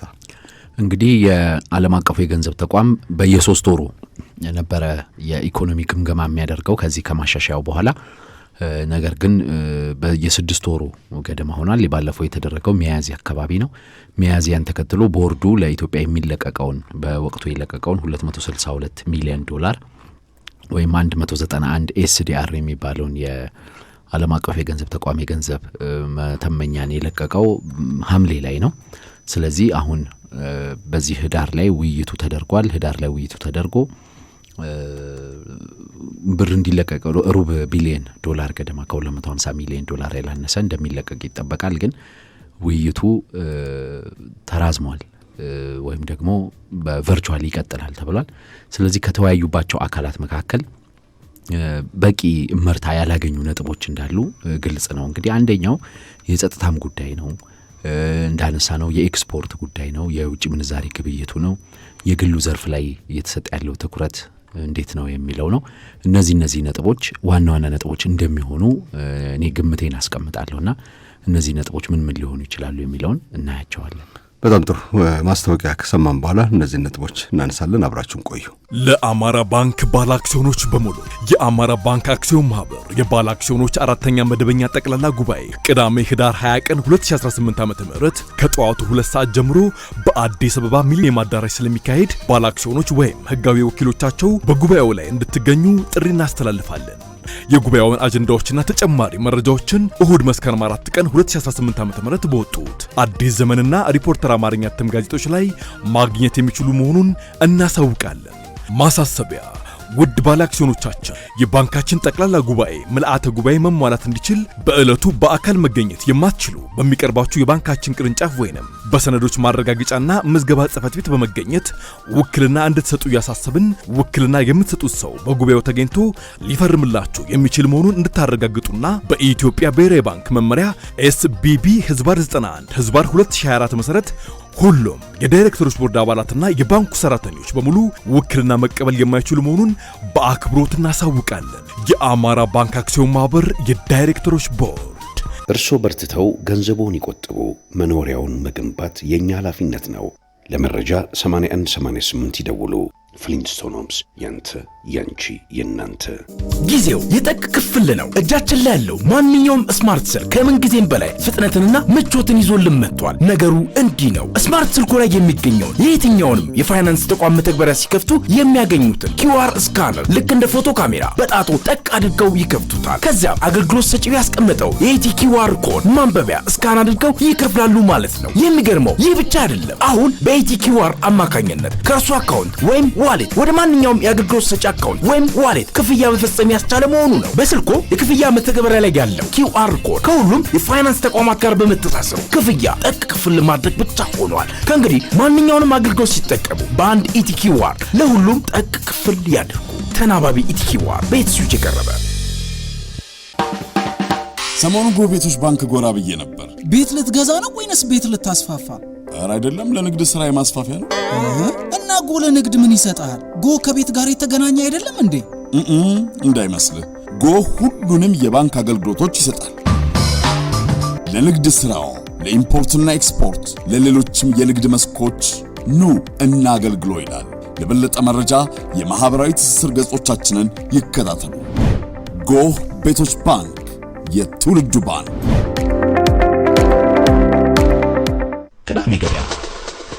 ቅዳሜ ገበያ እንደቀጠለ ነው የሚገኘው። በነገራችን ላይ ይህንን መሰናዶ ከጥቂት ሰዓታት በኋላ በቅዳሜ ገበያ የቴሌግራም ገጽ ላይ ታገኙታላችሁ። አሁን ቢያመልጣችሁ እንኳ ወደ በኋላ ገባ ብላችሁ ቅዳሜ ገበያን ቴሌግራም ገጹን ገልጣችሁ ልትከታተሉን ትችላላችሁ። የቅዳሜ ገበያን መረጃ በአሃዱ ሬዲዮ FM 94.3 ነው የምትከታተሉት። በፌስቡክ፣ በዩቲዩብ፣ በቲክቶክ፣ በቴሌግራምም መረጃዎች ማግኘት ይቻላል። የዓለም አቀፉ የገንዘብ ድርጅትና የኢትዮጵያ መንግስት የስራ ኃላፊዎች ያነሷቸው ነጥቦች፣ ወሳኝ የተባሉ ነጥቦች ወጪ ንግድ፣ የዶላር ግኝት፣ የዶላር ግብይት፣ የኢንቨስትመንት ስበት፣ ሰላምና ጸጥታ እንደዚሁም የማህበረሰብ እርካታ እጦት የመሳሰሉት ነገሮች ተነስተዋል። ከወጪ ንግድ ጋር ያሉ ነጥቦች ምንድን ናቸው? እንግዲህ የአይኤምኤፍን ባለፈውን ሳምንት ውይይት ስንመለከት ባለፈው ሚያዝያ ያደረገውና ከዛም በቦርድ ደረጃ በሐምሌ ላይ የተወሰነ ውሳኔ ምንድን ነው የሚለውን ማየት ጥሩ ነው። እንግዲህ ሐምሌ ላይ የአይኤምኤፍ ምክትል ዋና ዳይሬክተር ኒጀል ክላርክስ የመሩት የቦርድ ስብሰባ የኢትዮጵያን መንግስት ጋር የተደረገውን ውይይት አጽድቆ ወደ 262 ሚሊዮን ዶላር እንዲለቀቅ አድርጓል። በአጠቃላይ እንደጠቀስነው 3.4 ቢሊዮን ዶላር ወይንም ደግሞ በኤስዲአር ወይም በአይኤምኤፍ እና በዓለም ባንክ የገንዘብ ትመና ወደ 2.5 ቢሊዮን ኤስዲአር ነው ኢትዮጵያ እንድታገኝ በዚህ በተራዘመ የክሬዲት ፋሲሊቲ የተጠቀሰላት። አሁን እስካሁን ድረስ ወደ 1.8 ቢሊዮን ዶላሩ ተለቋል፣ ከግማሽ በላይ ማለት ነው። የአሁኑ ደግሞ ግምገማ ወደ 250 ሚሊዮን ዶላር አስጨምሮላት በአጠቃላይ ወደ 2.1 ቢሊዮን ዶላር እንድትቀበል በአንድ ዓመት ተኩል ውስጥ ያስችላታል ተብሎ ነበር የሚጠበቀው። ይሄኛው የተወሰነ ጊዜ መራዘሙ ግልጽ ሆኗል። ምክንያቱም አልቫሮ ፒሬስ ባወጡት መግለጫ ውይይቱ ይቀጥላል ብለዋል። እንደ በፊቱ ጊዜ በስታፍ ሌቭል አግሪመንት ደርሰናል የሚለውን ሐሳብ ስላላመጡ ማለት ነው። ስለዚህ ወደ ቦርድ ከመቅረቡ በፊት በቀጣይ ሳምንታት ውይይቱ በቨርቹዋል ይቀጥላል። የተለያዩ IMF ባለሙያዎች ይሳተፉበታልና ዋና ውይይቱን በበቂ ደረጃ እንዳይጠናቀቅ ያደረጉት ነጥቦች ምንድናቸው የሚለውን ማየት ተገቢ ይመስለኛል። ስለዚህ የሐምሌውን ውሳኔም እና የባለፈውን የሚያዝያውንም ውይይት ሪኮል እያደረግን ወይም እነሱን እየጠቀስን ዋቢ እያደረግን ማንሳቱ ተገቢ ይሆናል ትንተናችንን ለማስቀመጥ ማለት ነውና አንደኛው የኤክስፖርት ዘርፉን የተመለከተው ነው። በኤክስፖርት ረገድ በዚህ ዓመት ከፍ ያለ ኤክስፖርት መንግስትም ከ9 ቢሊዮን ዶላር በላይ ይጠብቃል። በኤክስፖርት ከፍ ያለ ኤክስፖርት ይገኛል ተብሎ ይጠበቃል። ነገር ግን መንግስት በሩብ ዓመቱ እንኳን የተላከው ቡና የሚያረካ አለመሆኑን ጠቅሷልና አንዳንድ የማከማቸት አዝማሚያዎች መኖራቸውን አንስቷል። በነጋዴዎች እና ሆርዲንግም ሊኖር እንደሚችል ምናልባትም ወደ ኮንትሮባንድም ሊያመራ ይችላል ማለት ነው። እንደዚህ አይነት አዝማሚያ ካለ አንዳንድ የቡና ዘርፍ ላይ ያሉ ተዋናዮች ይህንን ጉዳይ በስፋት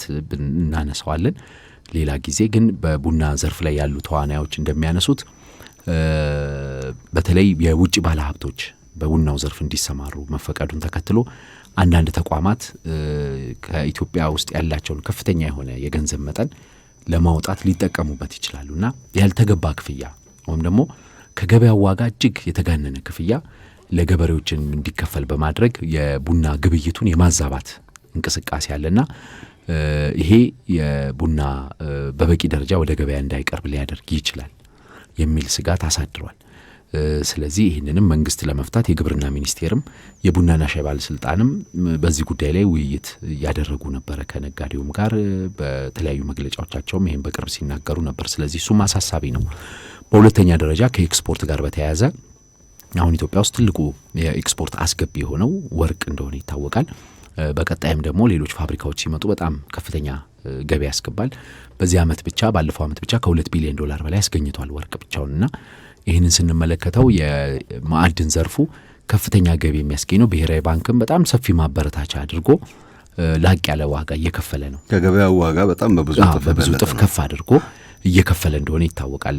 እንደዛም ሆኖ ግን ወርቅ በሚፈልገው ደረጃ ወደ ብሔራዊ ባንክ የማይመጣበት አዝማሚያዎች አሉ። የዚህኛው ሩብ ዓመትም እንደዚህ አይነት ስጋቶች እንዳሉበት መንግስት እያስቀመጠ ነው። እንደዚህ አይነት ሀሳቦችና በወርቅ ንግዱ ላይ በተለይ ከመንግስት ጋር የተለየ የፖለቲካ አቋም ያላቸው ወይ መንግስት ላይ ጫና ማሳረፍ የሚፈልጉ እና በባህላዊ ወርቅ አውጪዎችና ከውጭ ባሉት የንግድ ሰንሰለቶቻቸው የሚሰሩ ጭምር የወርቅ ገበያው ወደ ብሔራዊ ባንክ ወይም የወርቅ ምርቱ ወደ ብሔራዊ ባንክ እንዳይገባ ጫና ሊያሳርፉ ይችላሉ። ስለዚህም የኤክስፖርት ቢዝነሱን ይጎዳዋል። ጫት ላይ ያለው ረጅም ጊዜ ችግር ውስጥ ያለ ነው። አሁንም ለመፍታት እየተሞከረ ያለ ነው። እንግዲህ የጫት ንግድ ብዙ ማሻሻያዎች የተደረጉበት እንደሆነ ይታወቃል። በርካታ ኬላዎች በየመንገዱ ያሉበት ነው በየክልሎቹ።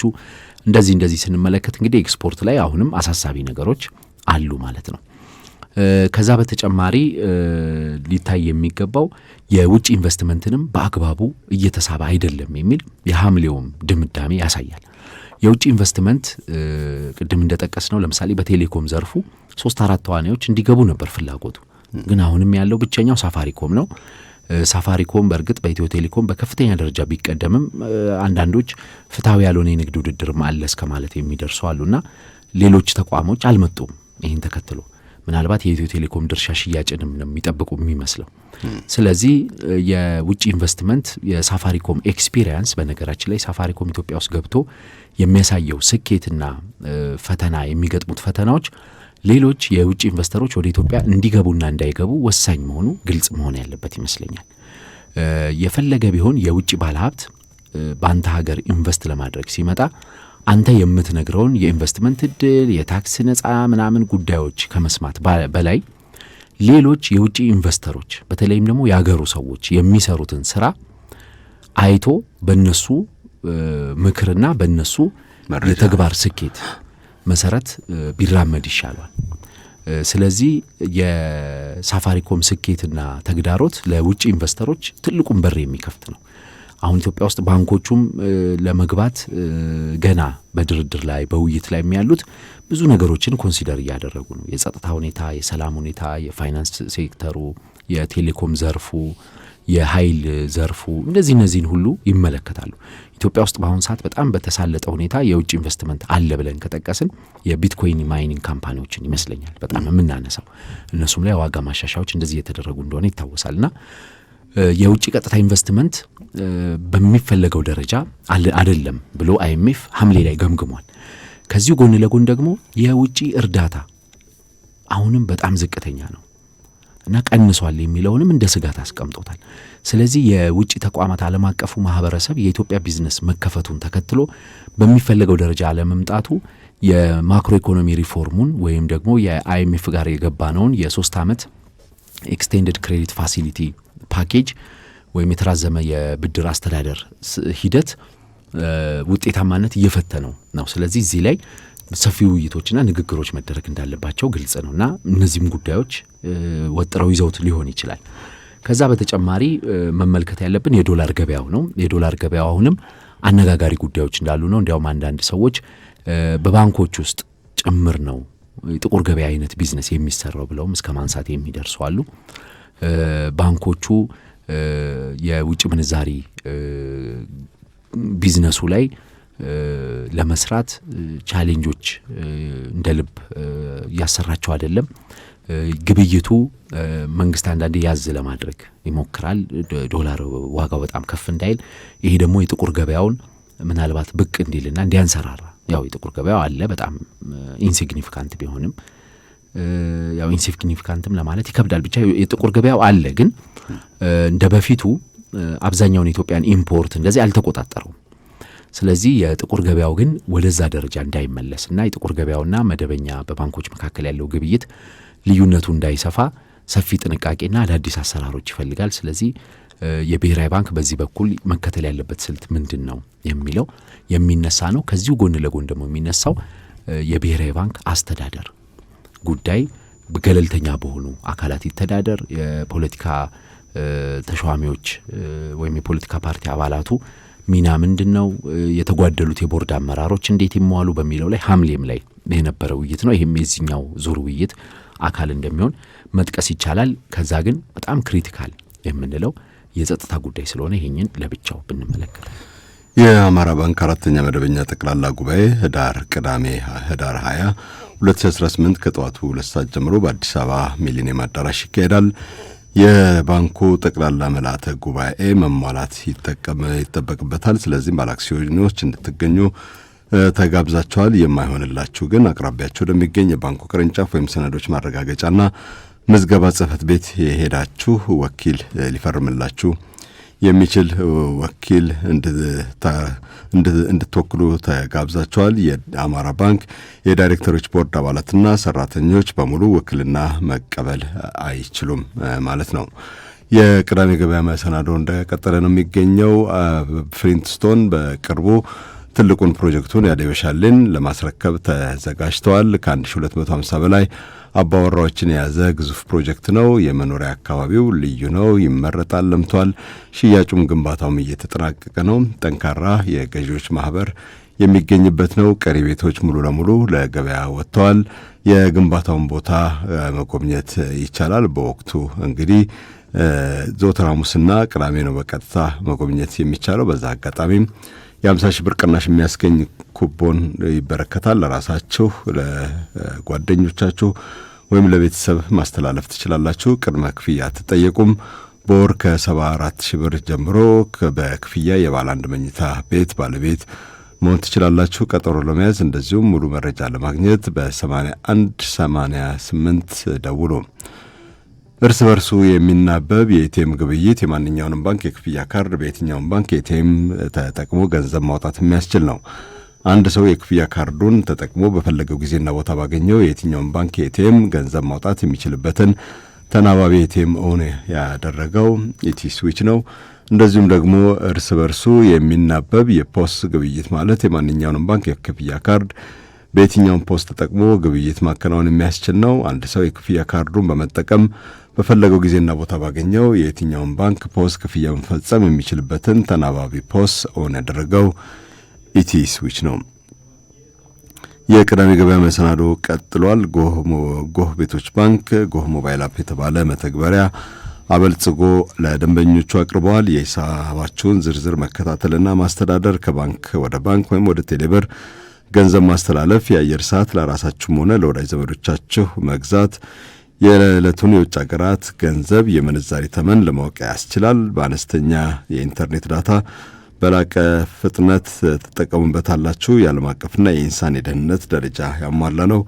ጎህ ሞባይል አፕን ከፕሌይ ስቶር በቀላሉ አውርዳችሁ በጊዜም በቦታም ሳትገደቡ እንድትጠቀሙበት ተጋብዛችኋል። የዓለም አቀፉ የገንዘብ ድርጅት አይኤምኤፍና የኢትዮጵያ ልኡካን ውይይት ካተኮረባቸው ጉዳዮች አንዱ የሰላምና ጸጥታ ጉዳይ ነው። ሰላምና ጸጥታ እንግዲህ ከኢኮኖሚ ጋር ቀጥተኛ ትስስር ያለው መሆኑ ይታወቃል። በዚህ መስክ ምን ነጥቦች ፈታኝ ሆነው እንደቀረቡ እንዘርዝር እስቲ። አሁን በሰላምና በጸጥታ ጉዳይ እንግዲህ ከመጀመሪያውም ከ2016 ሐምሌ ጀምሮ ትልቁ የዓለም አቀፍ የገንዘብ ተቋምና የፓሪስ ክለብ የሚባሉት ወይም አበዳሪዎቻችን በሙሉ ማለት ነው ትልቁ ኮንሰርናቸው ወይም ትልቁ ሐሳባቸው ለኢትዮጵያ የተራዘመ የብድር ዕድል ስንሰጣት የሰላምና የጸጥታ ጉዳዩን ካልፈታች አንሰራርታ ዕዳዋን መክፈል የምትችል ጠንካራ ሀገር ትሆናለች ወይ የሚል ጥያቄ ሲያነሱ ነበረ። ያንን በጣም በከፍተኛ ደረጃ ተስፋ የሰጠውና የኢትዮጵያንም የብድር ሽግሽግና የብድር አስተዳደር ጥያቄ ተቀባይነት እንዲያገኝ ያደርገው በትግራይ ኃይሎችና በፌዴራል መንግስቱ መካከል የተፈረመው የፕሪቶሪያው ስምምነት ነበረ። ያንን ተከትሎ ወደዚህ ቢገባም አሁን 3ኛ ዓመቱ ላይ ቢገኝም የፕሪቶሪያው ስምምነት አሁንም ግን የሰላም ውጥረቱ እንዳለ ነው። በዚህ ውይይት ላይ በትግራይ አካባቢ ያለው የኢኮኖሚ እንቅስቃሴ በሚፈለገው ደረጃ አይደለም አሁንም የሚሉና የተለያዩ የፖለቲካዊ ቃላት ጦርነቶች አሉ። አሁንም እሱም አለ። በትግራይ ኃይሎች መሀል ልዩነቶች አሉ። በትግራይና በፌዴራል ኃይሎች መሀል ልዩነቶች አሉ። እነዚህ ነገሮች ጫና አሳድረውበታል። ከዛ በኋላ ደግሞ አዲስ ብቅ ያሉና የተጠናከሩ በአማራ ክልልና በኦሮሚያ አካባቢ ያሉ ግጭቶችም እንደዚሁ ስጋቶች ናቸው። እንግዲህ በተለያየ ጊዜ መንግስት የድርድር ጥሪ እያቀረበ መሆኑን እያየን ነው። የድርድር ጥሪውን ተከትሎ ግን እየተደረጉ ያሉ ድርድሮች ምን እንደሆኑ ዝርዝራቸው ብዙም የምናውቀው ነገር ስለሌለ ይፋዊ መረጃዎችም ስለሌሉ አሁንም የግጭት አዙሪቶች እንዳሉ መመልከት እንችላለን። አንዳንድ የመንግስት የመገናኛ ብዙሃን እንዲያውም በጽንፈኛ ኃይሎች ላይ እንደዚህ አይነት እርምጃ ተወሰደ የሚሉ ዘገባዎችን ሲያቀርቡና እንደዚህ አይነት ሲያወግዙ ስለምናይ ግጭቱ እንደቀጠለ ነው ብሎ መናገር ይቻላል። ከአካባቢዎቹ የምንሰማው እንቅስቃሴ እንደልብ እንደሌለ ነው። ለምሳሌ የኢትዮጵያ ቢዝነስ ዋነኛ እንቀሳቃሽ የሆኑት የትራንስፖርት ተዋናያን ወይም ደግሞ የጭነት መኪኖች እና አሽከርካሪዎች በተደጋጋሚ ግዳጅ እየተባሉ በአካባቢው የጸጥታ ኃይሎችና ሚሊሻዎች ኃላፊነት የተጣለባቸው እንደሚሰሩ ይገልጻሉና ስለዚህ የግጭት አዝማሚያዎች አሉ። ይሄ በአይኤምኤፍ በከፍተኛ ደረጃ በስጋትነት የሚታይ ነው። የኢትዮጵያ ኢኮኖሚ የሚፈልገውን ስኬት እንዳያመጣና የታሰበው የኢኮኖሚ ማሻሻያ ምናልባት ሌላ ችግር ውስጥ እንዳይፈጥር የሚለው ነው። ከዚሁ ጋር በተያያዘ ሶሻል ዲስኮንተንትም ወይም ደግሞ የህዝብ እርካታ ማነስ የሚለው መታየት አለበት በሚል አይኤምኤፍ ሐምሌም ላይ አንስቶታል። ግጭት በሌለባቸውም አካባቢዎች መንግስት ላይ ቅሬታ ያላቸው ነዋሪዎች በተደጋጋሚ ይታያሉ።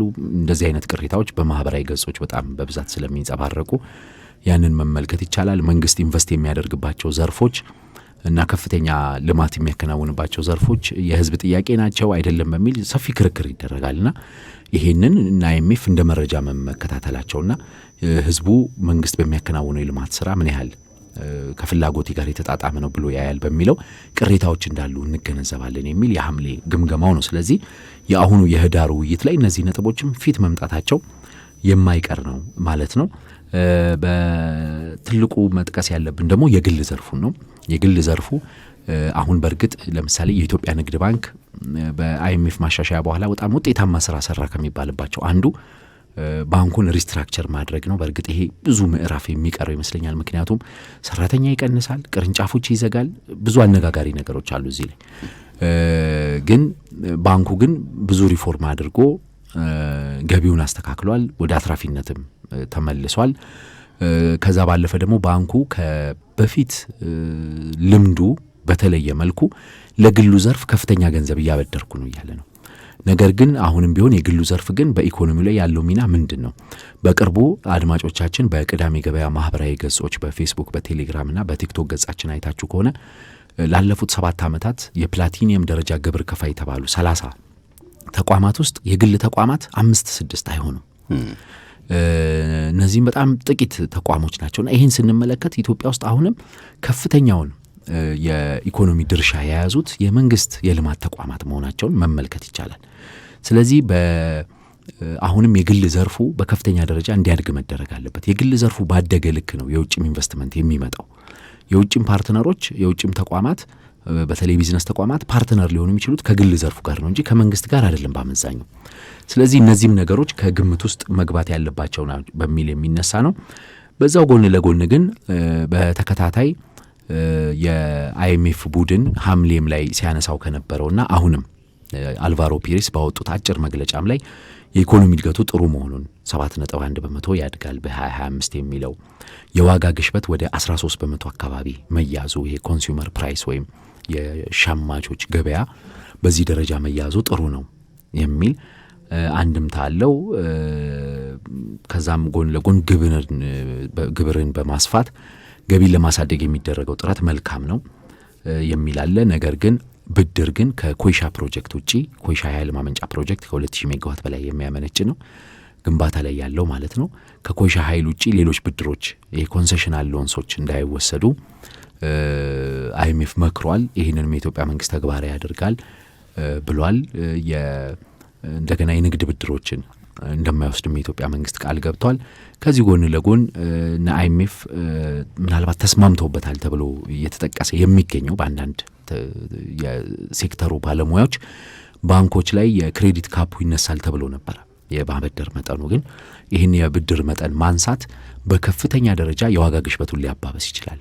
በተለይም የምግብ ዋጋን ሳይሆን ምግብ ነክ ያልሆኑ የዋጋ ግሽበቶችን በማባባስ ከፍተኛ ጫና ሊያሳርፍ ይችላል ገበያ ውስጥ ብር መለቀቁና ይህንን አይኤምኤፍ ሳይስማማ መቼም የኢትዮጵያ መንግስት ይህን ውሳኔ አልወሰነውም ብለው የሚያነሱ አሉ። ያም ሆነ ግን በአመዛኙ መናገር የምንችለው የዓለም አቀፉ የገንዘብ ተቋም አሁንም አንዳንድ ስምምነት ያልደረሰባቸው ነጥቦች አሉ። አንደኛው ያው የምናውቀው የዚህ የግል አበዳሪዎች የሚባለው ጉዳይ ነው። ባለፈው ፓሪስ ላይ ሰፊ ውይይት ተደርጓል። ዶክተር ኢዮብ ሄደው ከግል አበዳሪዎች ጋር ተነጋግረዋል። ግል አበዳሪዎች $1 ቢሊዮን አለብን፣ ይህንን አልከፈልንም፣ ልክ እንደ መንግስታት አበዳሪዎች ሁሉ ይራዘምልን እያልን ያለ ነው። ይህንንም ስንጠይቅ የግል አበዳሪዎቹ ኤክስፖርት እያደረጋችሁ ነው፣ አቅም አላችሁ፣ ክፈሉ እያሉ ነው። እኛ ደግሞ አይ ለእናንተ ብቻ ለጥለን አንከፍልም፣ ምክንያቱም ሌሎች ሀገሮችም ብሩን ይፈልጉታል፣ እናንተ ብቻ አይደላችሁም የሚል ነው። ከሞላ ጎደል ይህ ነገር ስምምነት ይደረሳል የሚል እምነት አለኝ እኔ። ምክንያቱም እና አይኤምኤፍም ሀገራትም ገብተውበታል ይህንን ስምምነት ኢትዮጵያ ብድሯ ይራዘምላት የሚለው። ስለዚህ እነዚህ ተቋማትም ያላቸው የግል አበዳሪዎቹም ያላቸው እድል ያው ማራዘም ነው። በእርግጥ እንደ መንግስት አይደሉም፣ ሊታገሱ አይችሉም። ግን ከማራዘም ውጪ ሌላ አማራጭ የላቸው። ምናልባት የወለድ ሁኔታ ላይ ምን ላይ ድርድር ላይ ያደርጉ ይችላሉ እንጂ የማራዘም አዝማሚያ ያለ ስምምነት ባይደረስም አሁንም የሚገርመው ቁርጥ ያለ ስምምነት በብድራችን ዙሪያ አልተደረሰም። ግን ማዕቀፍ ውስጥ ገብተናል። በአጠቃላይ ከ10 ቢሊዮን ያላነሰ በ3 ዓመት ውስጥ እናገኛለን ተብሎ ይጠበቃል። ከዓለም ባንክ ከአይኤምኤፍ እንደዚህ ሲደማመር አይኤምኤፍ ብቻውን ወደ 3.4 ይሰጠናል። እስካሁን 1.8 ለቋል። የህዳር መጀመሪያው ውይይት ደግሞ ባለፈው ሳምንትና አልቫሮ ፒሬስ ያደረጉት ማለት ነው ከተጠናቀቀ ከ252 ሚሊዮን ያላነሰ በአራተኛው ዙር ይለቀቅልናል ተብሎ ተስፋ ይደረጋል። ግን ስምምነቶች መደረስ አለባቸው። አሁንም ያልተደረሱ ስምምነቶች አሉ እና እንደ ማጠቃለያ ማንሳት የሚገባን የዚህ የኢኮኖሚ ማሻሻያ ተግባራዊ ሲደረግ በሁሉም ዘርፎች ውጤታማ ካልሆነ በተለይም ደግሞ በሰላምና በጸጥታው፣ በማህበረሰብ ልማቱ፣ በዋጋ ግሽበቱ፣ በግብር አሰባሰቡ፣ በእነዚህ ዘርፎች ሁሉ እና ሰፊ ኢንቨስትመንት እየሳበ ካልሄደ በስተቀር የዶላር ማሻሻያው ብቻውን ወይ ደግሞ ኤክስፖርት በተወሰነ መልኩ ማደጉ ብቻውን ለውጥ አያመጣም። ሌላ ቅርቃር ውስጥ ሊከተን ይችላል። ወይም ደግሞ በጣም አስከፊ የሆነ የኢኮኖሚ ስታግኔሽን ውስጥ ወይም መገታት ውስጥ ሊከት የሚችል ነው። ስለዚህ ሁሉንም የኢኮኖሚ ምልከታዎች አስተካክሎ መሄድ እስካልተቻለ ድረስ የአይኤምኤፍ ምክርና ተግሳጽ እንበለው ብቻውን ጥቅም አያመጣምና ድጋፍ ብቻውን ጥቅም አያመጣምና የኢትዮጵያ ኢኮኖሚ ኦፕሬት እንዲያደርግ በተለይ እኔ በግሌ በጣም በከፍተኛ ደረጃ መጥቀስ የሚገባኝ ብዬ ማስበው የሰላም ሁኔታ መታየት አለበት። ከወደብ ጋር በተያያዘ ከሀገር ውስጥ ተቃዋሚዎች ጋር በተያያዘ አንዳንድ በሚዲያዎች የምንሰማቸው አንዳንድ በመንግስት ሚዲያዎችም የምንሰማቸው ሐሳቦች ግጭትን የሚቀሰቅሱ ይመስላሉና ይሄ ነገር በከፍተኛ ደረጃ ታቅቦ ሰላም መስመሩ እስካልሆነ ድረስ እና የፖለቲካ ውይይቶች ዋና ጉዳዮች እስካልሆኑ ድረስ ኢኮኖሚ ደንባራ ነው በባህሪው። ገንዘብ ምቾት ወዳለበት ሰላም ወዳለበት ነው እንጂ የሚሄደው ወደ ሌላ ሄድም አይደለም። የውጭ ባለሀብቶች ወደኛ ሊመጡ የኛ ባለሀብቶች ገንዘብ ወደ ማሸሽ እየሄዱ መሆኑ ይነገራል በተደጋጋሚ።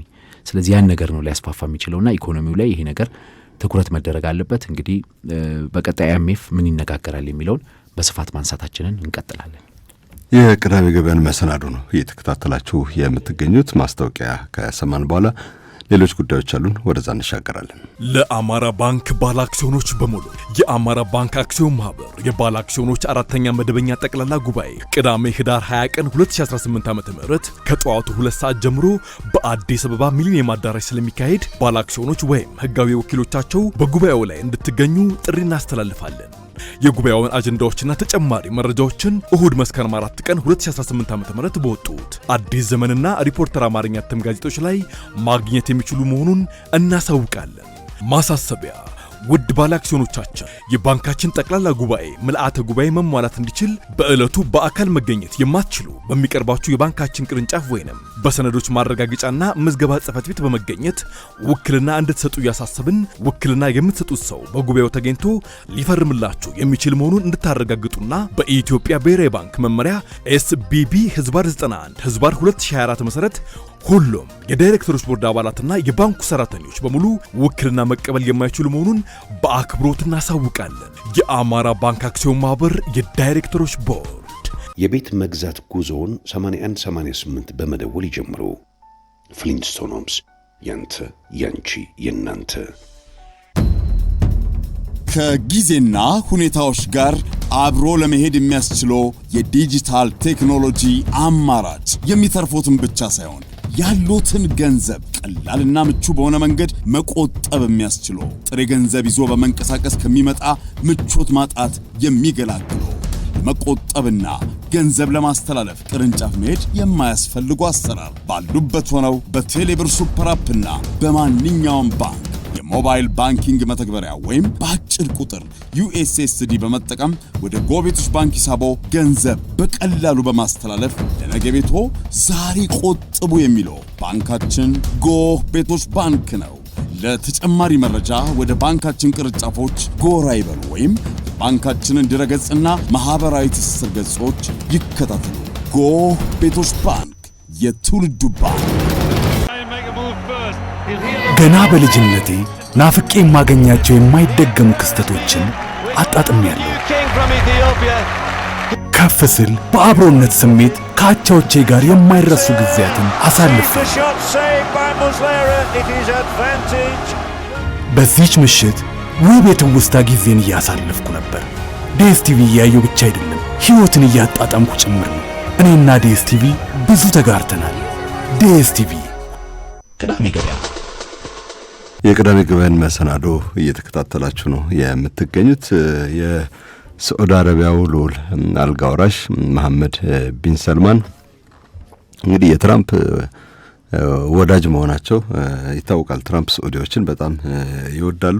እንደውም የሳዑዲ ዘውዳዊ ቤተሰብ፣ የእስራኤል መሪዎች፣ በተወሰነ ደረጃም የብሪታንያ መሪዎች ወደ አሜሪካ ሲሄዱ ነው እጅግ በጣም ደመቅ ያለ አቀባበል የሚደረገው። አሁንም እንግዲህ ከ8 ዓመት በኋላ ምናምን ነው ወደ ሳዑዲ አረቢያው ልዑሉ ወደዛ የሄዱት እንጂ በባይደን ዘመን እንደው አሜሪካና ሳዑዲ አረቢያ ወደ ፍጥጫ ያመራ አይነት ግንኙነት ነው የነበራቸው። አሁን ትራምፕ ከመጡ በኋላ እንደውም ልዑሉን እያቆለጳጰሱ ያው ጀማል ካሾጂ የሚባለው ትውልደ ሳዑዲ አረቢያ ጋዜጠኛ ቱርክ ውስጥ መገደሉ ይታወሳል። እጅግ በጣም አሰቃቂ በሆነ ሁኔታ ነው የተገደለውና በዛ እንግዲህ የልዑሉ እጅ አለበት በሚል ተቃርኖ ቅሬታ እንደነበርና ሳዑዲዎችም አኩርፈው እንደቆዩ የሚታወስ ነው። አዎ ጀማል ካሾጂ እዛ ቱርክ የሚገኘው የሳውዲ ኤምባሲ ውስጥ ቆንስላ እንደገባ አልወጣምና በሞትም ሆኖ አልወጣም፣ በአካልም አልወጣም። ሲገባ ነው የሚታየው። አብራው የፍቅር ጓደኛው አለች። ከሷ ጋር ትዳር ለመፈጸም የፍቺ ፕሮሰሱ ወረቀት ለመያዝ ነበር የገባው። ከዛ ሲወጣ አልታየም። እሷ ብቻዋን ነው የተሸኘችው። እንግዲህ አስከሬኑም ሲወጣ አልታየም። በቃ በጣም አነጋጋሪ ነው የሆነው። ያው አሟሟቱ በጣም ዘግናኝ እንደሆነ ነው የተነገረው። የወጡ የድምጽ መረጃዎችም እንደዛም እና ከዛ ጋር በተያያዘ ከአሜሪካ ጋር ተቃርኖ ነበር። ግን ጆ ባይደን ከሳውዲ ጋር ያላቸውን ግንኙነት ወዲያው ያደሱት የዩክሬን ጦርነት ሲቀሰቀስ የዓለም የነዳጅ ዋጋ ችግር ውስጥ ስለገባ ከሳውዲ ጋር መስማማት የግድ አስፈላጊ ስለሆነ ያንን አደሱ። በእርግጥ በዛው ጊዜም ሳውዲ አሜሪካ ፊቷን ያዞረችባት አይነት አዝማሚያ ስታሳይ ሳውዲም ወዲያው ፊቷን ወደ ቻይና አዞረች። ይሄ ፔትሬት ሚሳይሉ በተለይ ከዛ አካባቢ መነሳቱም እንኳን አንድ ቅሬታ የፈጠረ ነገር ነበር። ማለት የሳውዲና የአሜሪካ ግንኙነት በጣም በከፍተኛ ፍቅር ውስጥ ያለ ነው። መቼም ይበጠሳል ብለ በቀላሉ ይበጠሳል ተብሎ የሚታሰብ አይደለም። ግን ያው ፖለቲካዊ ጫናዎች የማሳረፍ ነው። አንደኛ የሳውዲ አገዛዝም ተቀይሯል። ለምሳሌ አሁን የሳውዲ ንጉስ ሰልማን ይባላሉ። ንጉስ ሰልማን በዋናነት እንግዲህ መቀመጫቸው በአልያማ ቤተ መንግስት ነው ሪያድ ውስጥ። በእርግጥ በጣም በቅርቡ በግብጽና ኩዌት ለጉብኝት ወጥተው ነበር። ብዙም ከሀገራቸው አይወጡም የሳውዲ ንጉሶችም በብዛት ይታወቃል። ከዛ በጣም ታሪካዊ የሚባለው ሩሲያን የጎበኙበት ነው ከ6 ዓመታት በፊት ልክ የዛን የከማል ካሾጊ ጉዳይ ጊዜ ማለት ከ7 ዓመት በፊት አሜሪካ ፊቷን ስታዞር ወደ ሩሲያ ወደ ቻይና ምናምን ከፍተኛ ልኡኮች ነው የሄዱት እና ንጉስ ሰልማን እንግዲህ አርጅተዋል። የጤናቸው ሁኔታ ጥሩ አይደለም። ስለዚህ ከሞላ ጎደል የሳውዲ የንጉሳዊ አገዛዝን የስልጣን ተዋረድ ተጥሶ አልጋ ወራሽ የሆነው ልጃቸው ነው አገሩን እያስተዳደረ ያለው። አሁን ሳውዲ አረቢያ በጣም በሚገርም ሁኔታ ነጻነት በጣም የተስፋፋበት፣ መዝናኛ ቦታዎች የተከፈቱ ያሉበት፣ ሴቶች የመንግስት ስራና ሌሎች የቢዝነስ ስራዎችን የሚሰሩበት፣ አለባበሳቸውን በጣም የተሻሻለበት ሁኔታ የአሜሪካ ሴቶች የተራቆቱ ዘፈን የሚዘፍኑ ሴቶች ራሱ እዛ የመድረክ ስራ የሰሩበት አጋጣሚ ሁሉ ተከስቷል። አዎ ስለዚህ ሳውዲ በጣም ትልቅ ሪፎርም ውስጥ ያለ ሀገር ነው። ለዚህ ሪፎርሙ ከፍተኛ የሆነ የኢኮኖሚ እንቅስቃሴ እያደረገ ነው እና መሐመድ ቢን ሰልማን በወጣቱ ዘንድ በጣም ከፍተኛ ተቀባይነት አላቸው። ያው በዛው የፖለቲካ ጉዳዮች ራሱን የቻለ ስለሆነ በኢኮኖሚው ግን ከፍተኛ ተቀባይነት አላቸው። ለምሳሌ ለመጀመሪያ ጊዜ ቫት ምናምን ተጀምሯል ሳውዲ አረቢያ ውስጥ። የለም እንደዚህ ታክስ ምናምን ግብር የሚባል አይታሰብም። እቃ በጣም ርካሽ የነበረበት ሀገር ነው። አሁን መንግስት ገንዘብ ይፈልጋል። 2030 የሚል ቪዥን አስቀምጠዋል። አሁን 4 ዓመታት ነው ኦልሞስት የቀሩት። አሁን 25ም እያለቀ ስለሆነ ስለዚህ የሳውዲ መንግስት ኢኮኖሚውን ለመቀየር እና ኤመሬት ከኔ አንሳ ግን የዓለም የስበት ማዕከል የመሆን ሄደችበት አዝማሚያ እኛ ከሷ በተሻለ እንፈጽመዋለን፣ ነገሮችን ወደ ሳውዲ እናመጣለን የሚለው እንቅስቃሴያቸው ከፍተኛ በዓለም አቀፍ ደረጃም ከፍተኛ መነቃቃት ፈጥሯል። ለምሳሌ ቻይናና ሳውዲ ከ100 ቢሊዮን ዶላር በላይ 107 ቢሊዮን ዶላር የንግድ ልውውጥ አላቸው። በእርግጥ አብዛኛው ሳውዲ ለቻይና ነዳጅ የምታቀብለው ነው። አሜሪካና ሳውዲ ደግሞ 39 ቢሊዮን ዶላር የንግድ ልውውጥ አላቸው። ያው ነዳጅ ትገዛለች አሜሪካ ከሳውዲ፣ ሳውዲ ደግሞ ከአሜሪካ ማሽነሪዎች እና በብዛት ደግሞ ትራንስፖርት መኪኖችንና አውሮፕላኖችን በብዛት ትገዛለች። 3 ቢሊዮን ዶላር ቢያንስ በአመት ይህንን የምትሸምት ሀገር ናትና ከፍተኛ የሆነ የኢኮኖሚ ፍቅር አላቸው። የዶናልድ ትራምፕን የመሐመድ ቢን ሰልማንን አቀባበል ስትመለከት በጣም ብርቅ የሆነ ነገር ነው። ይሄ የአሜሪካ መንግስት በጣም ኮሩና ያው ጉልበተኛው መንግስት ነው። እንደ የቻይና መንግስት ለምሳሌ በጣም ትልቅ መንግስት ነው በአሁኑ ሰዓት። እንዲያውም ከአሜሪካ መንግስት በጣም ትልቅ መንግስት ነው። እውነት ለመናገር ሌላ ቀን የአሜሪካና የቻይናን ጉዳይ በደንብ ማንሳት እንችላለን። ምክንያቱም እያደገ ያለው ሀገር ቻይና ነው። አሜሪካ እያደገ አይደለም ያለው፣ እየቆመ ያለ ሀገር ነው። እውነት ለመናገር በብዙ መለኪያዎች በተለይ በፖለቲካ እይታው ኢኮኖሚውን ክፉኛ እየጎዳ ያለ ሀገር ነው። እንዲያውም ዶናልድ ትራምፕ የዩክሬንን ጉዳይ ያነሳሱት እንጂ የሚወሰነው ውሳኔ በጣም አሳሳቢ ነው። ግን የቻይና መንግስት የአፍሪካ ሀገር መሪ ሲሄድ የሚቀበሉበት ፕሮቶኮል በጣም ከፍ ያለ ነው እና ከፍተኛ ክብር ሰጥተው ነው ሁሉንም እንግዶቻቸውን የሚያስተናግዱት። አሜሪካ ግን ሀያልነቷን ታሳያለች በአቀባበል፣ በፖለቲካ እንቅስቃሴ፣ በመሪዎች ሲመጡ እንደዚህና የመሐመድ ቢን ሰልማንን የአልጋውራሹን አቀባበል ስታይ ንጉሱ አይደለም የመጡት፣ አልጋውራሹ ነው። እርግጥ አገሩን የሚያስተዳድረው እሱ ነው። ለሱ የተደረገው አቀባበል ለሌሎች መሪዎች ሲደረግ አታይም። ምናልባት ከተደረገ ለእስራኤል መሪ ይደረግ ይሆናል አሜሪካ ውስጥ፣ ምናልባት ለብሪታንያ በጣም የልብ ወዳጅ ስለሆኑ ሁለቱ ሀገራት ሊደረግ ይችላል፣ ወይ ጃፓን ምናልባት አላቅም። እንደዛም ግን አይደረግም። እንግዲህ ጃፓንና አሜሪካ ናቸው ሌላ በጣም ጥብቅ ወዳጅ ሀገራት እና የተደረገው አቀባበል ዋይት ሀውስን እየዞሩ ነው በእግራቸው ሲያዩ የነበረው። የፕሬዚደንሻል ፍሬምወርክ ወይም ዝነኛው የፕሬዝዳንቶች ጉዞ በሚል የአሜሪካ ፕሬዝዳንቶች ብቻ በዋይት ሀውስ የምዕራብ ክፍል በእግራቸው ሲራመዱ የሚታዩበት ቦታ ከመሐመድ ቢን ሰልማን ጋር ተራምደውበታል። ዋይት ሀውስ ቅጥር ግቢ ውስጥ ከፍተኛ የሆነ ደማቅ አቀባበል ነው የነበረው። ገና ዛሬ ደግሞ አሁን በእኛ ሰዓት አቆጣጠር ወደ አመሻሽ በእኛ ሰዓት ወደ ምሳ ሰዓት አካባቢ አሜሪካ አመሻሽ ይሆናል። በጣም ትልቅ የራት ግብዣ አለ። በነገራችን ላይ እዛ ራት ግብዣ ላይ ክርስቲያኖ ሮናልዶም ከነ ባለቤቱ ይገኛል።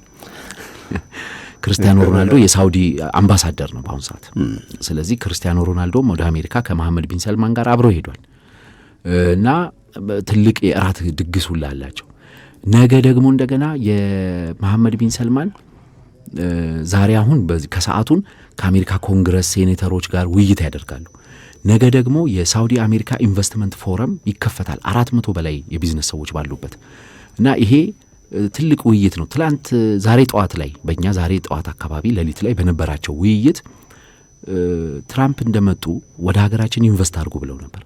ደቡብ ኮሪያ ኢንቨስት አድርጓል፣ ጃፓን አድርጓል፣ ሳውዲ $600 ቢሊዮን ቃል ገብቷል።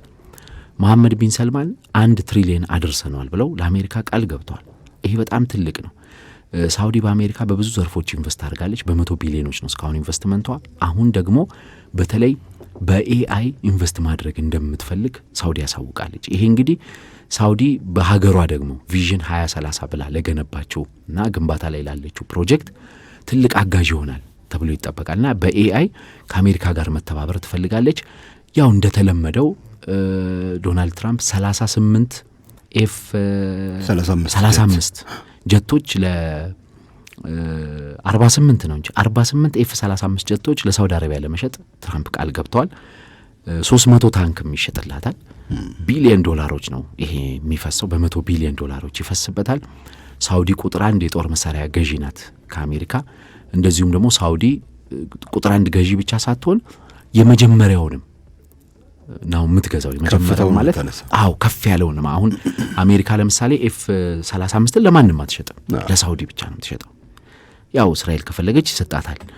እስካሁንም አይኖራትም ብሎ ማለት መግዛት አይጠበቅባትም፣ ግን ለሳውዲ ይሸጥላታል። ስለዚህ ከፍተኛ ጦር መሳሪያም ትገዛለች። በመካከለኛው ምስራቅ የሰላምም የኢኮኖሚም የሳውዲ አጋር አሜሪካ ናትና በዚህ የተነሳ ነው እንግዲህ የመሐመድ ቢን ሰልማን ጉብኝት በጣም ትልቅ ክብር የተሰጠው።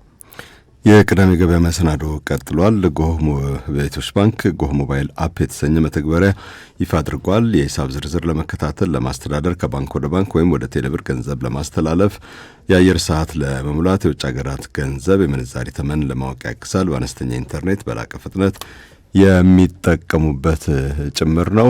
ፍሊንትስቶን ደግሞ የአደይ በሻሌን ግንባታ ለማጠናቀቅ ለማስረከብ እየተዘጋጀ ነው። ከ1250 በላይ አባወራዎችን የያዘ ነው። ቀሪ ቤቶች አሉ። ሙሉ ለሙሉ ለገበያ ቀርቧል። በ8188 በመደወል እንግዲህ ተጨማሪ መረጃ ማግኘት ይቻላል ማለት ነው። የአማራ ባንክ ጠቅላላ ጉባኤ እጅግ በጣም ጥቂት ቀናት ናቸው የቀሩት፣ 10 ቀናት ናቸው። በጉባኤው ላይ መሳተፍ የማትችሉ ባለ አክሲዮኖች ወኪል እንድታሳውቁ አቅራቢያቸው ወደሚገኝ የባንኩ ቅርንጫፍ ወይም ሰነዶች ማረጋገጫ ብቅ እንድትሉ ይጋብዛል። ኢቲ ስዊች ደግሞ እርስ በርሱ የሚናበብ የፖስና የኤቲኤም ግብይት አስጀምሯል። በማንኛውም ጊዜና ቦታ በካርዶም በኤቲኤም ፖስም መጠቀም ይችላሉ። በአንድ የኤቲኤም ካርድ ወደ ሌላ የኤቲኤም ካርድ የኤቲኤም ማሽን ላይ መጠቀም የሚቻልበት እድል አለ። ጥቂት ደቂቃዎች ናቸው ያሉን። ምናልባት በመጪዎቹ ቀናት በሰፊው ልናነሳው እንችላለን። የአሜሪካን የዓለምን ፖለቲከኞችና ነጋዴዎች የነካካ የጄፍሪ ኤፕስታይን ጉዳይ አለ። በአንድ በሁለት ደቂቃ የተወሰኑ ሀሳቦች እናንሳ። ጄፍሪ ኤፕስታይን በጣም አነጋጋሪ ሰው ነው።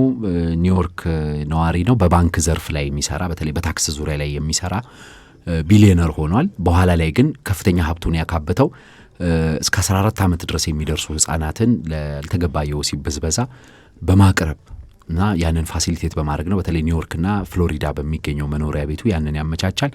በዛም የአሜሪካ ሀብታሞችና ባለጸጎች ፖለቲከኞች ጭምር የተገኙበት ነው። ከዶናልድ ትራምፕ ጋር ፎቶ ታይተዋል። ከቢል ክሊንተን ጋር፣ ከቢል ጌትስ ጋር፣ ከኤሎን ሞስክ ጋር፣ ከላሪ ፔጅ ጋር፣ ከነ ስቴፈን ሃውኪንግ ጋር፣ ከፕሪንስ አንድሪው ጋር ከእንግሊዙ ያልታዩ ሰዎች የሉም አብረውትና ይሄ ጾታ አቢዩዝ አድርጎ ተከሶ 13 ወር ተፈርዶበት ሳይታሰር ቆይቶ ነበረ። ከዛ 2019 ላይ ድጋሚ ታሰረ። ሐምሌ 6 በአንደኛው ወር ነሐሴ 10 ሞተ እስር ቤት ውስጥ። ራሱን አጠፋ ነው የተባለው።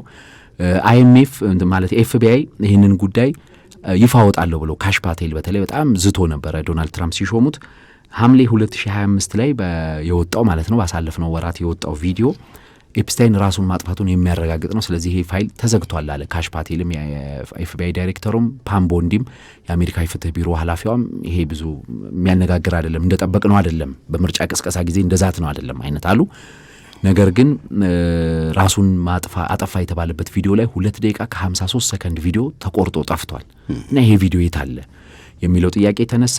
ወደ 20 ሺህ ገጽ እስካሁን ወጥቷል በሱ ዙሪያ ያለው ፋይል። አሁን የአሜሪካ ኮንግረስ አንድ ድምፅ ተቃውሞ ብቻ እንዲወጣ የሱ ፋይል ማለት ይፋ እንዲሆን ተወስኗል።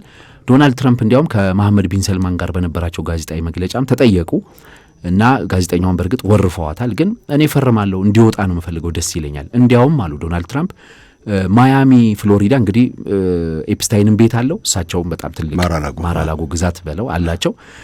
ዶናልድ ትራምፕ እዛ እኔ ጋር በመጣ ጊዜ ነገረ ስራው ስላላማረኝ ምን አይነት ዶርዬ ጋጠ ወጥ ነው ብዬ አባረሬዋለሁ እና ያ እውነት መሆኑን ነው ያረጋገጠልኝ ነው የሚሉት።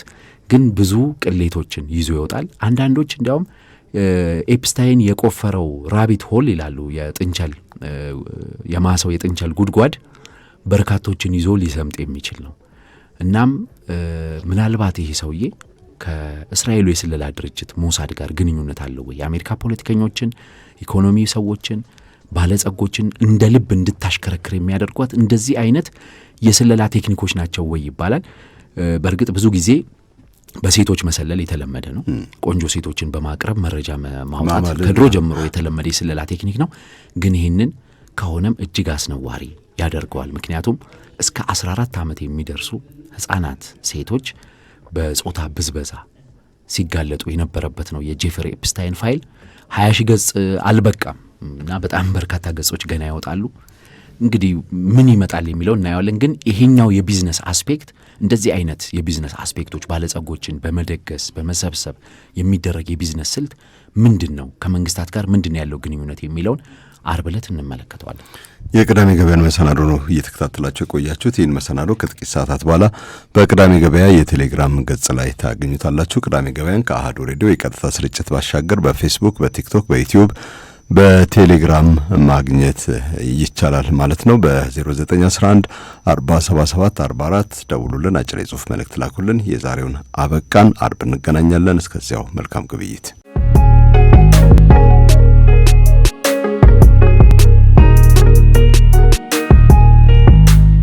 የሀገር ቤትና ዓለም አቀፍ የኢኮኖሚና የቢዝነስ ትንታኔን ከቅዳሜ ገበያ ያገኛሉ። ቅዳሜ ገበያን በአሃዱ ሬዲዮ ያደምጡታል። በድረገጻችን በማህበራዊ ገጾቻችን ያገኙናል። የቅዳሜ ገበያ ልዩ ትንታኔዎችን በዩቲዩብ ቻናላችን በአማርኛና በእንግሊዝኛ ቅዳሜ ገበያ ብለው ሰብስክራይብ ያድርጉ። አዳዲስ ቪዲዮዎች በትኩሱ እንዲደርሶት የደውል ምልክቱን ይጫኑ።